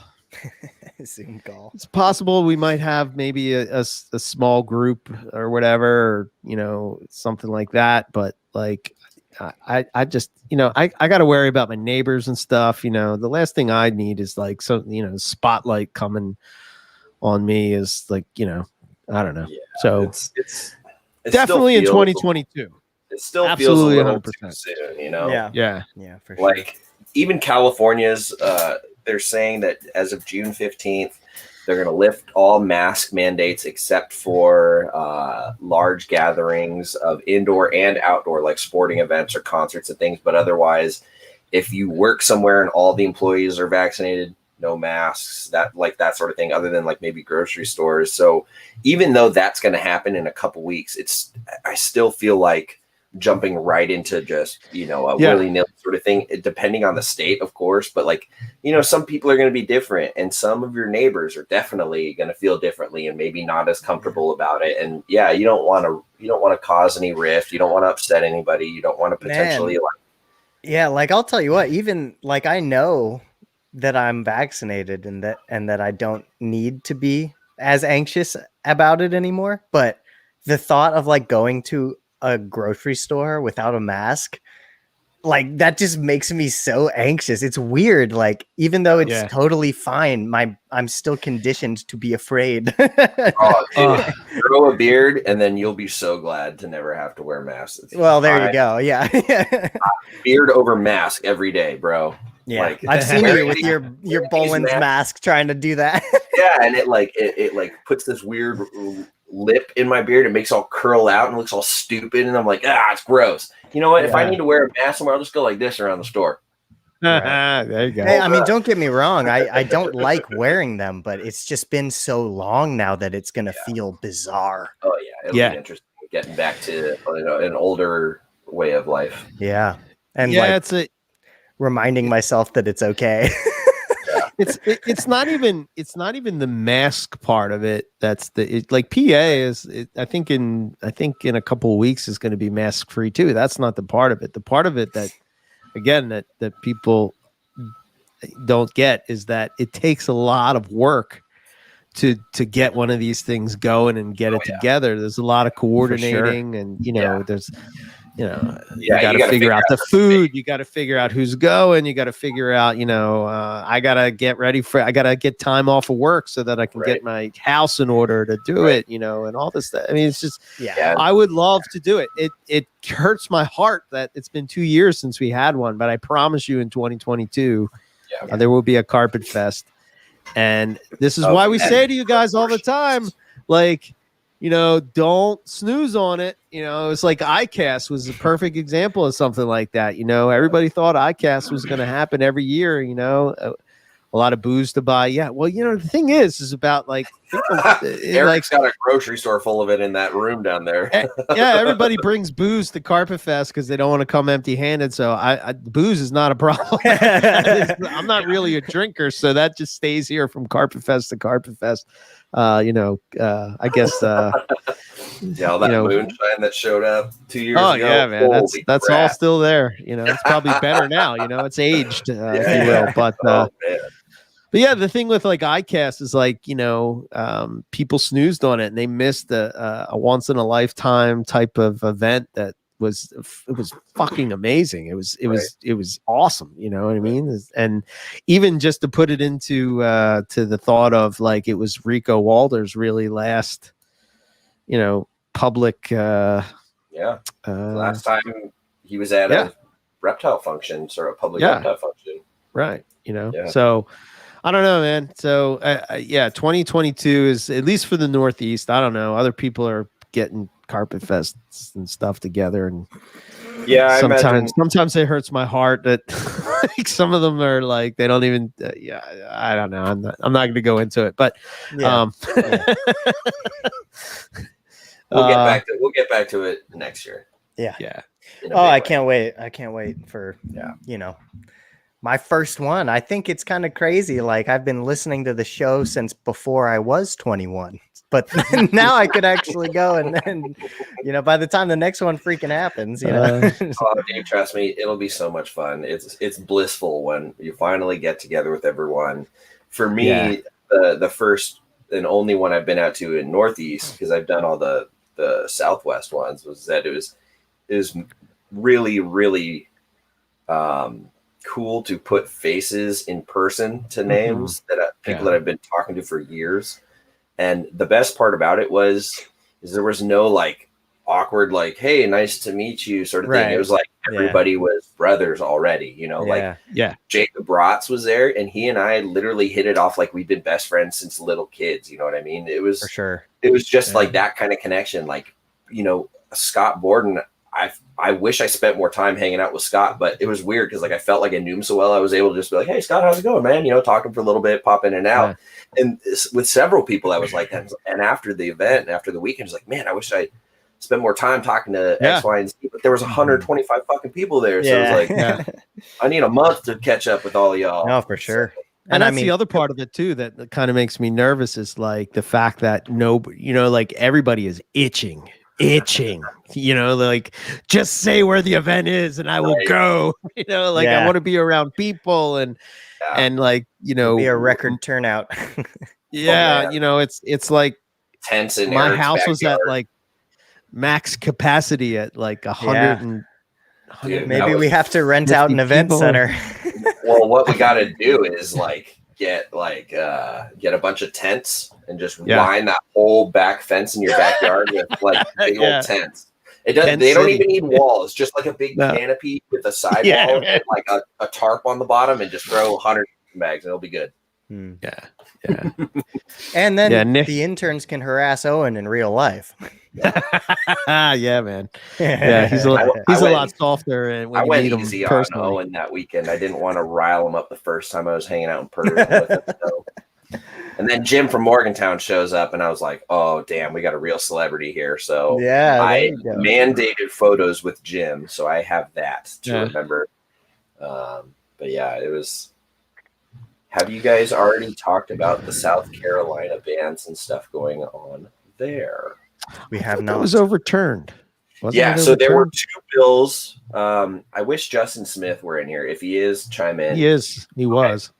So Justin is very up to date and informed with this, being a South Carolina resident. So if you're questioning what I'm about to say, go double check with him for probably more accurate info. But there were 2 nearly identical bills that were submitted at the same time, and both had little riders snuck in about banning all non-native venomous from any possession whatsoever, not even a permit system, no businesses, nothing. And the first one was shot down unanimously, so it didn't even get a single vote in favor.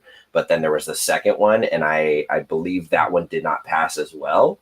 So those 2 bills were shot down, but obviously that never means that it's over. So I think what it's done is it's woken everybody up in South Carolina to the fact that there's lobbyists and folks trying to undo that. Fortunately, South Carolina has a pretty significant industry of businesses with venomous keeping involved for breeding for venom labs, whatever it may be. There's several folks in there who that's their full-time job. And I think they got an overwhelming amount of emails and reaching out and support for the venomous community that like at the hearing when they announced about it losing, the speaker even remarked and kind of chuckled about like how many email responses they got. So I think the community out there pulled out, came out in numbers and showed up and did a great job. So, but just because it happens once and gets shot down doesn't mean it's done. Those lobbyists and those legislators, that was their first dig at them, and that's just opening the door. It's game on, I bet. So yeah, they're trying to do that in Oregon up here too, and Oregon's like one of the most liberal, like who gives a damn, you can walk around open carry in the middle, it's the woods, like they don't care. But even Oregon's like trying to get cracking on some of those laws. It sucks. Yeah.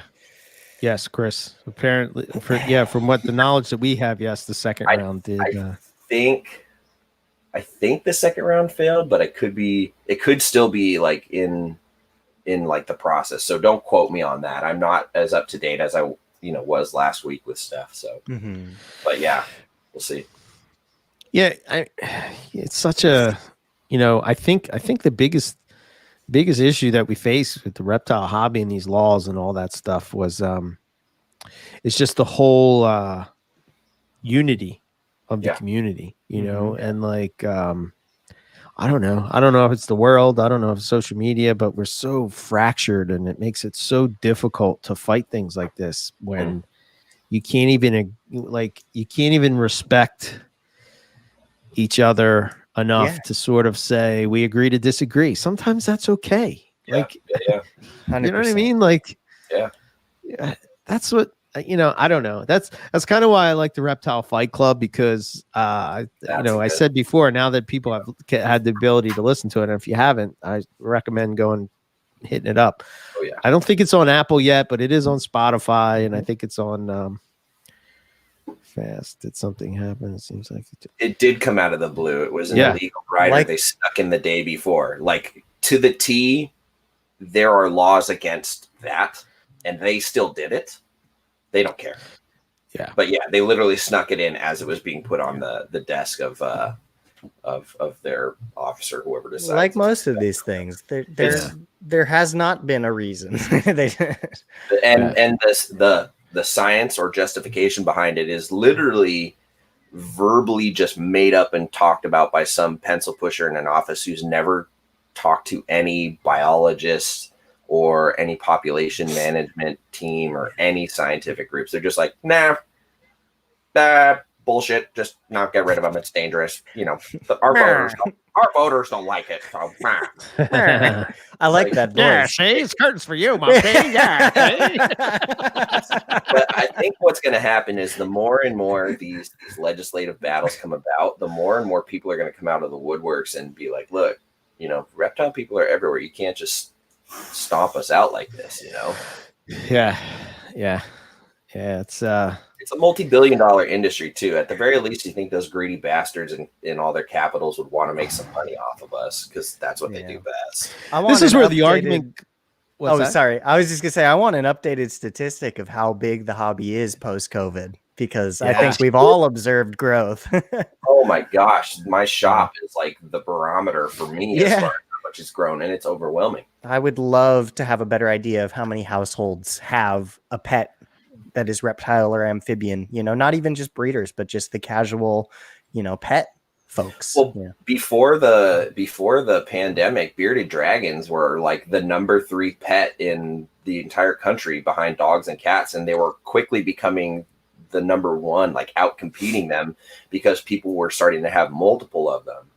And now, because of COVID, I guarantee you there's exponentially a lot more houses that have pet frogs and geckos, because if we're talking about 99% of the hobby, a lot of kids and families getting into stuff want something fun. Geckos and frogs kind of fill that need. Turtles too. So like, what's really crazy is seeing how much the availability of species and products has changed, because there are so many people consuming the hard good products, the tanks and whatnot, buying it all, that the supply is spread unbelievably thin. And I see it firsthand. Same thing with animals.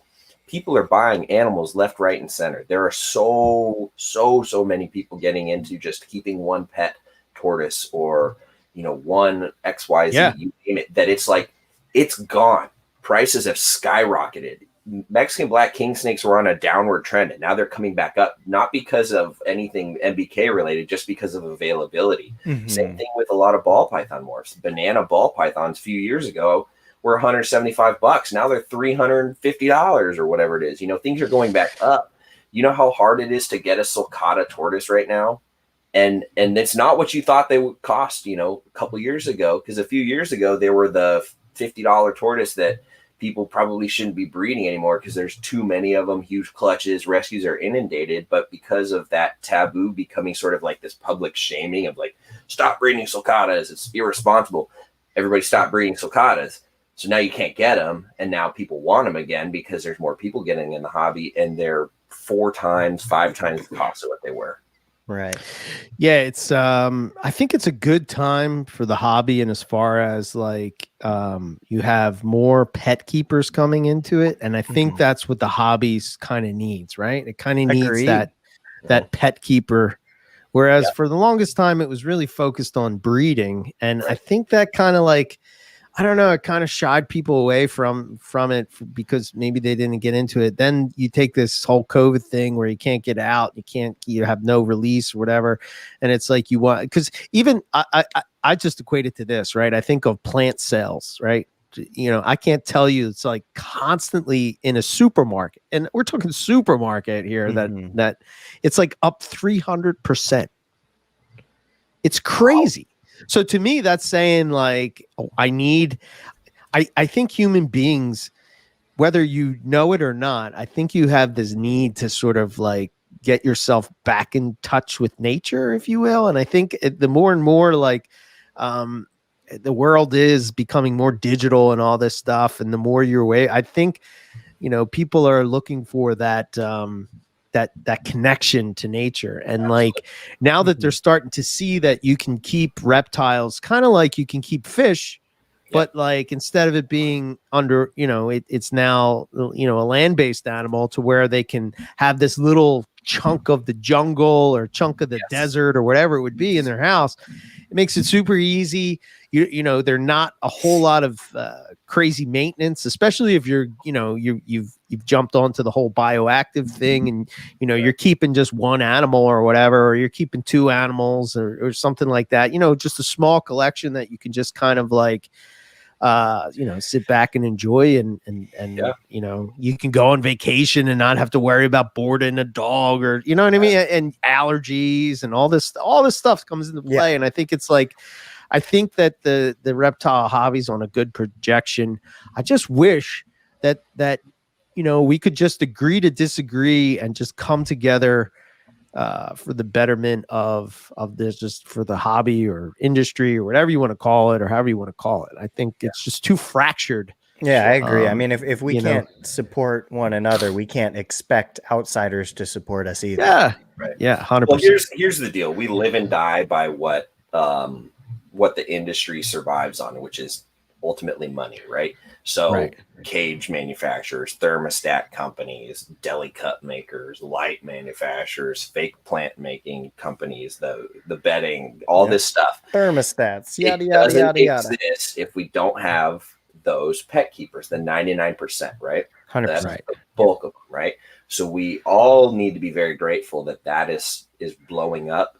That's one of the very few things that social media is really good for right now, is that it's allowed this growth, right? It's put all of this in your pocket. Like, I can't tell you how many DIY background videos and custom cage things you can find on YouTube, and think of the billions and billions of little kids and teenagers that are finding that stuff in their pockets, you know, on videos, flipping through their phone or YouTube when they're at home and getting into it. And I see these people coming into my shop. I've got 6-year-olds coming into the shop that know Latin names of animals, and they've researched where they're from, and they know what bioactive is, and they know about UV lights, and they know all this stuff, and they know more than their parents. And they've spent the last 2 months just like glued to like this information, and they sponge it all up. And you know, it's amazing, because now you see the mainstream companies innovating further again. Everything was kind of stale for the last 5 years. Now there's like this push and this drive for innovation from a lot of these mainstream companies to make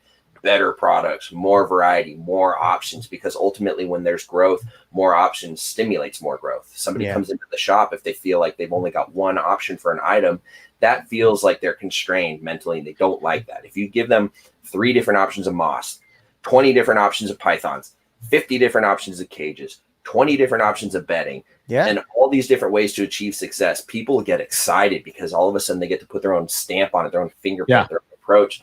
And it's like that exponentially.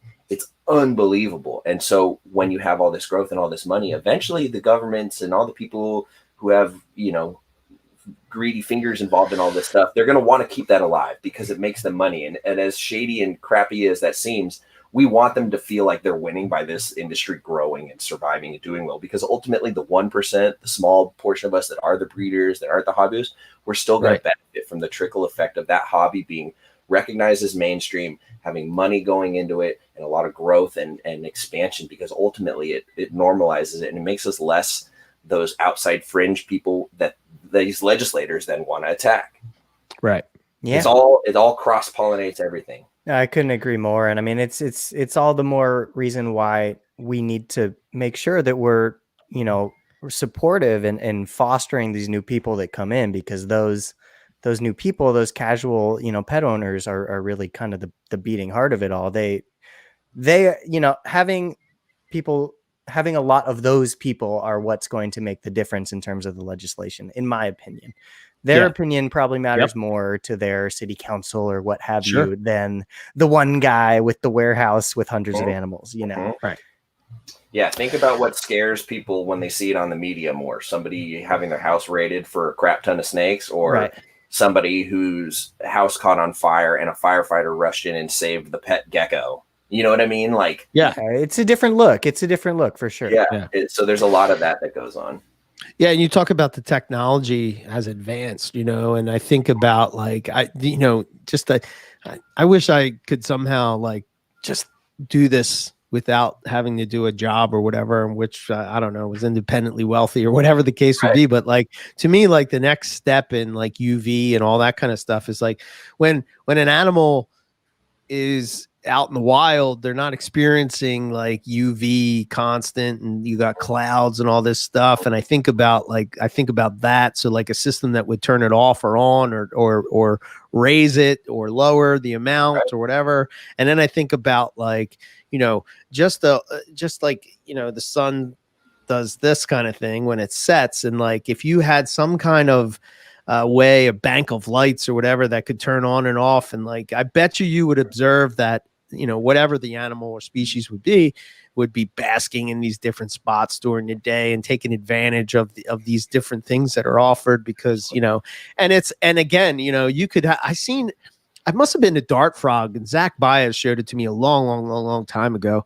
So I know it can be done, but this person had this tank, and it had lightning storms and thunder sounds, and it's I know I guess when I was thinking I'm just breeding snakes, that's kind of over to the top, but to your average keeper, you're watching nature in a box. It's almost like watching real life, planet Earth, if you will, and I think that's the way forward in this hobby. And I think you're going to be able to attract more and more people with that, ZooMed is doing exactly that. I mean, you could probably argue that all these big companies are finding some way to innovate in order to stay relevant, but ZooMed has been doing the lights with the storm sounds, the exposed high sun, actual noise coming out, flashing to simulate thunder. ZooMed has lights that do that, and that's been a thing, but now people are starting to appreciate that feature a little bit more. And then you start seeing more of what the fish keeping hobby has been doing for a long time, starting to be the new frontier within reptiles, as far as those little quirks, the extra things that and I love working for my boss, because he thinks so out of the box, and he just doesn't subscribe to any of these conventions, and he applies his 15 years of screwing things up and figuring things out experience to what, and he explains why. And so there's a reason why we don't carry 4-foot UVB hoods typically, because in our opinion, what we've seen is that if you give them a UVB gradient or a light gradient, you don't just blast them all the time. Yeah. Because even those lizards that are out in the full spectrum desert without an inch of shade, they're only out there for a few minutes and they've got to avoid it. So, there's little things that you can't just subscribe to one thing and do it. Now there's all these different products and approaches, ZooMed's even, you remember not long ago, I was talking about that EcoZone controller that was way before its time, a little expensive, controlled all that stuff. ZooMed's got one coming out this year that it looks like a little computer modem. It sits in a little dock, and it has 4 probes and all these inputs and settings. You can control it with a remote and on your phone, I think. And basically it can control the lighting with ramping, dimming, pulse, whatever, heat, ramping, dimming, pulse, on, off, whatever, and humidity systems. So you can have a fogger or a mist king or something else go on. And it's a complete environmental system controller. And you know, it's interesting to see a big company coming out with that, knowing that it's going to be a sort of a niche product for like the high end keepers.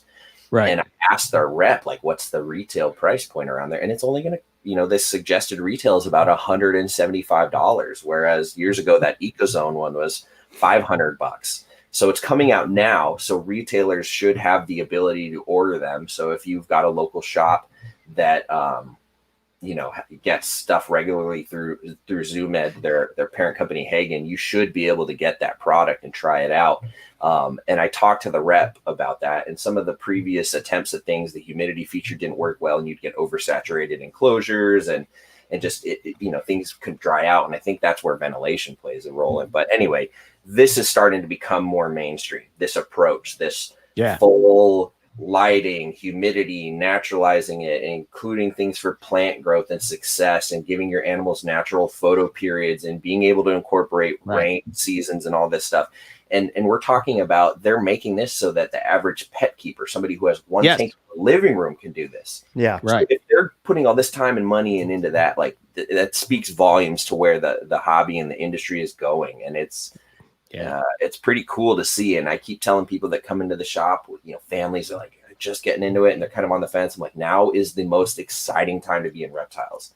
Yeah. This resurgence, this renaissance, this innovation, this rediscovery of all these things that we sort of didn't really put a bunch of emphasis on, species and technology and equipment and approaches, everything. It's like we've literally started over again, but we didn't lose anything. Like we're just boom going. Yeah. I would even be curious if you could somehow, like, I know, again, this is over the top, but like if you could, you know, if you somehow could, you know, if you had some kind of misting system and you could somehow, and I'm sure it can be done, you somehow had it on an app that sort of took the weather in your area. So if a thunderstorm is coming through, or rain, or some kind of pressure drop or whatever, you get that in your tent. You know what I mean? Like these kind of things, to where, you know, now the animal that's in there not only are experiencing the pressure drop from outside, they're also experiencing, you know, obviously you'd have to give them cover and all that kind of stuff, but it would just be interesting to see like what they do. An actual built-in barometer. So in real life, when the pressure drops, it sprays. That'd be cool. You know how like right now you can set your lights to go on and off based on like what's going on outside. So like taking that same kind of concept, but doing it. Shit, man. I know I'm a crazy person for the moon cycles and all that, but even if you did that, you know, with those, I think they kind of make like this moonlight or whatever, but if you could somehow dim that to sort of, you know, I would just think that would just give them the feel. Again, who knows if they need it or don't need it, but you know, that could affect feeding site. Like there's so much we don't know, right? And we just sort of blow these things off as just like, oh man, you know, that's silly, that's nonsense, that's silly. But until you start to mess with these things, you start to see like maybe it does affect things, and maybe it does have some kind of better overall health, provides, you know. I mean, yeah, just reinforcing the circadian rhythms and the cycles that the snakes are, you know, tens of millions of years adapted to rely on, you know. I just, you know, I forgot to turn the UVB on in my false water cobra cage for the last 2 or 3 days. I turned it on this morning and he's basking and staring at me right now. It's the first time I've seen him in days, you know, like they know. Yeah. And, you know, I'm not saying that as a bad thing. We just had clouds the last couple of days. It happens. There you go. In life. I don't know, man. It's just it's a really cool time to sort of be in it and see what's coming, because ultimately I think all of us, breeder, not breeder, whatever, all of us have this desire to see these animals behave with how they would in the wild, and to be able to sort of like, you know, because not everybody's going to be able to travel to Australia or Papua New Guinea or Indonesia or China or where, you know, you pick the place. So shit, maybe not even in the US, maybe you're not going to be able to make it to West Texas or whatever, but you're sort of gonna, you know, whether UV is beneficial, you know, I don't know. I don't know if it's beneficial or not, Stephen. You know, I don't know. I'm not qualified to say yes or no. It just seems to me that if they're out in the sun, especially animals that love to bask and whatnot, like I take diamond pythons, for example, like to me, I think UV is necessary. That's just me. You know, I just think that maybe the thing is like maybe it's not necessarily that they need it, but maybe it lowers stress levels because they feel more secure and they feel more of that rhythm to where, you know, I don't know. Maybe overall it's better long term for them. But I feel like we're going to find out down the line that it probably results in a healthier immune system in some of those animals. That would be my initial hypothesis. Yeah, I just go back to Loafman's answer of, you know, there's X amount of species of snakes. For some of them, it's probably built into their natural history, very important, very beneficial. For others, probably not so much. Right. Yeah. If you want to say it's not beneficial, wait, what's he say? He's basically saying all the folks arguing about it haven't actually done the research, so they're just literally regurgitating whatever, you know, side of the fence they like that sounds good without having any information behind it. Agreed. And ultimately, the folks that are arguing against it, if you probably look at their collection, it's probably because they don't want to or can't afford to put lights in there, or they use a lot of racks or whatever, and they take it as an offensive sort of thing. It's okay, guys. It's like, I mean, changing. Science is always evolving. We are always learning. It's okay to be wrong. It's okay to say, oh, shit, I've been doing it wrong all these years. Let me work on changing it while it's realistic. And when I believe that it is beneficial. I still only have it in a couple cages, but I'm not going to just decide to say, no, it's not beneficial so that I don't have to change. Like, it's okay to acknowledge it and then still need to slowly transition what you have going. You know, it doesn't have to, it's not going to have the thousands of dollars to do it in one night. Yeah. I think you're going to see a trend in the reptile hobby to where people keep less, keep more of what they want, and keep it in the best way that they possibly can.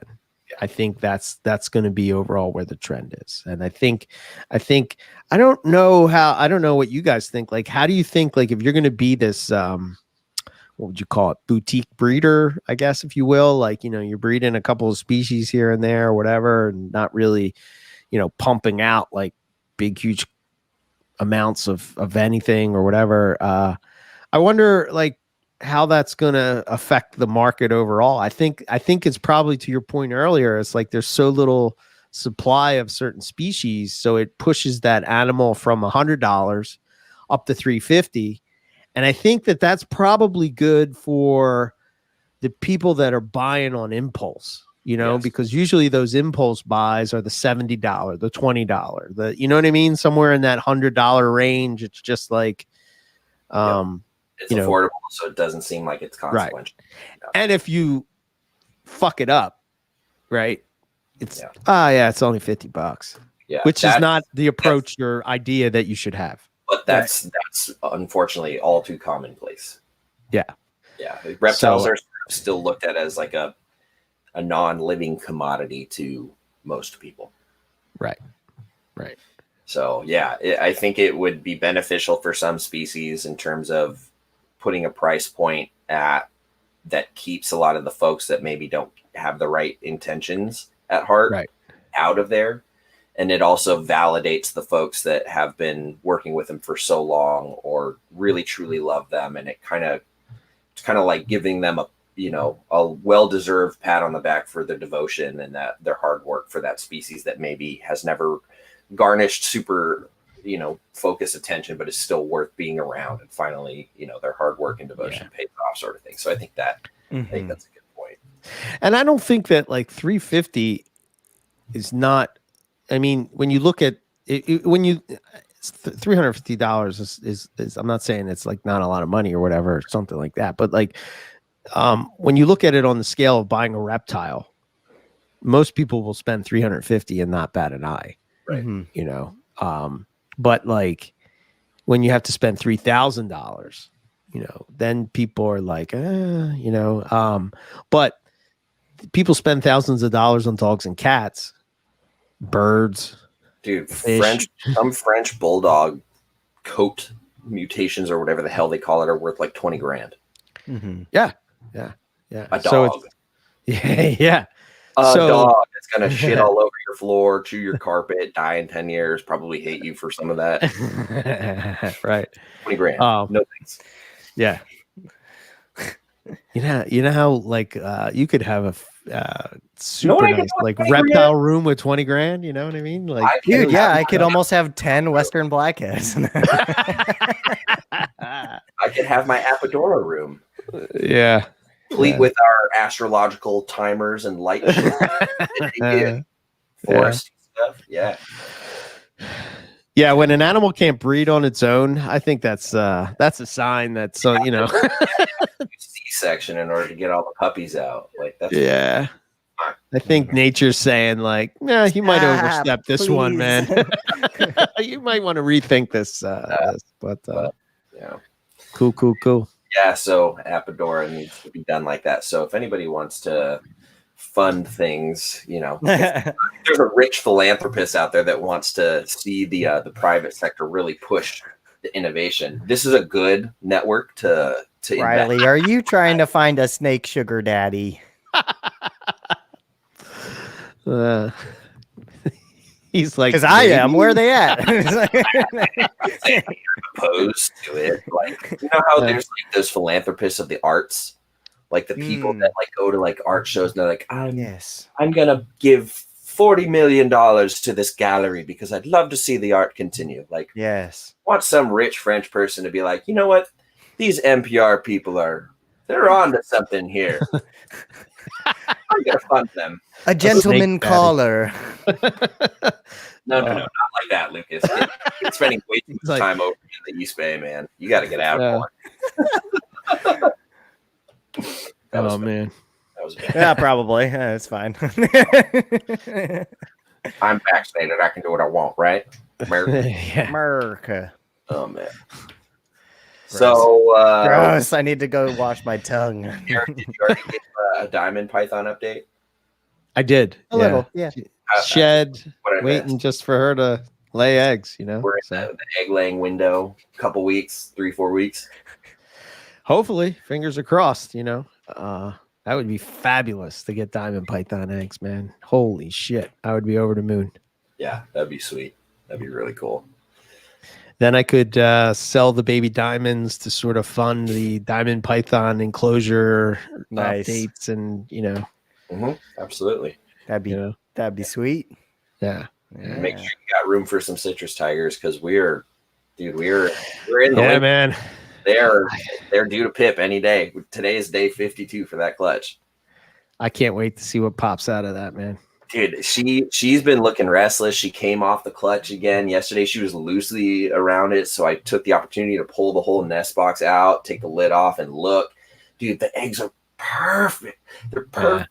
They're white. They're starting to dent in. There's a little bit of like moisture to it from her keeping it in, but like not one egg has gone bad.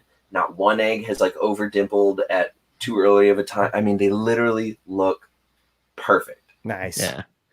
And I was worried that this time doing MI wouldn't go so well because last time when I did it, the female had a whole box of sphagnum moss. This time it's a layer of undyed aspen on the bottom with sphagnum moss around it because the undyed aspen doesn't mold as easily. And I just had so I threw it in there and then I packed moss around her.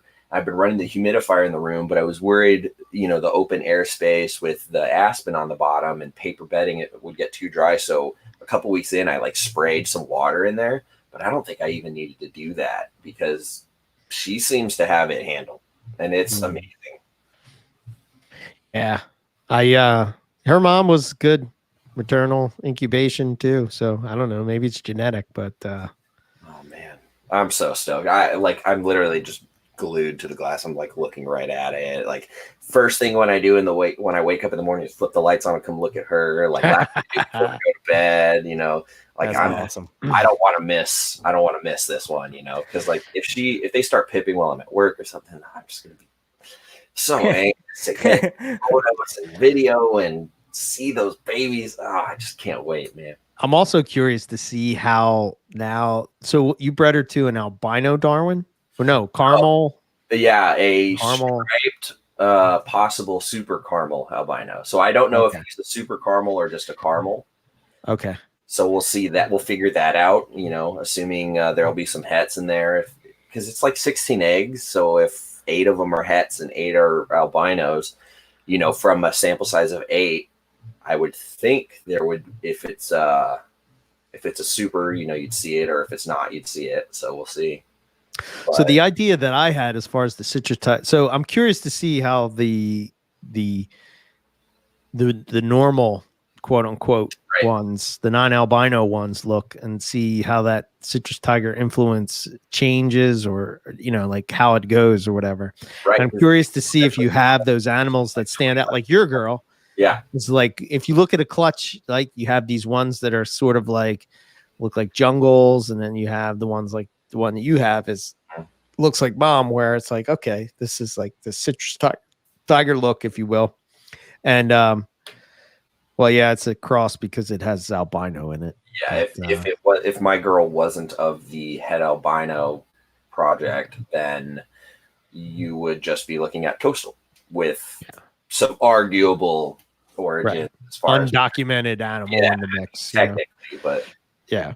So, but yeah, I'm curious as well, because essentially the male that she bred with has no citrus tiger blood.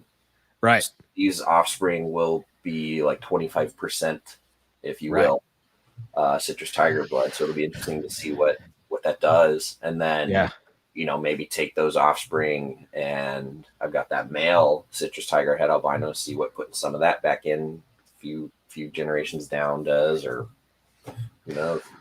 So I was curious to see if I bred a red coastal to a citrus tiger, if it turned out like the red jungle, right? That would be interesting. That's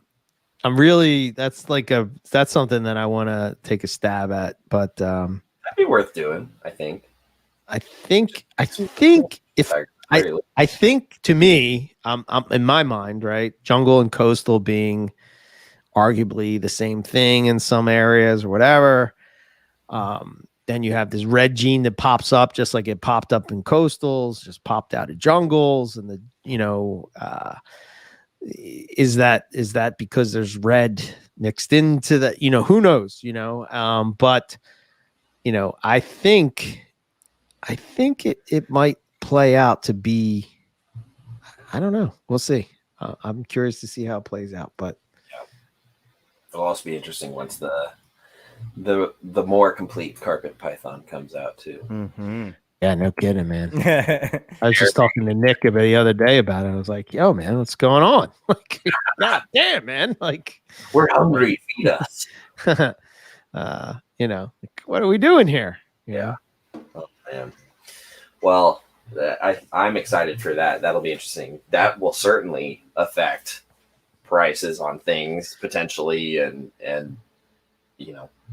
that'll be interesting to see how that affects the market, reclassifications and things. Yeah. 100%.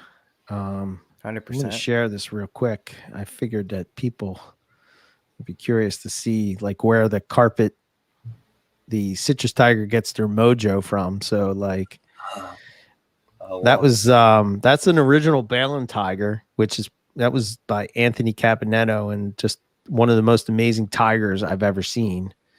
And then that's an HCQ, and then they were bred together, and then they made these HCQ tigers. And you still sort of get this look in the citrus tigers, right?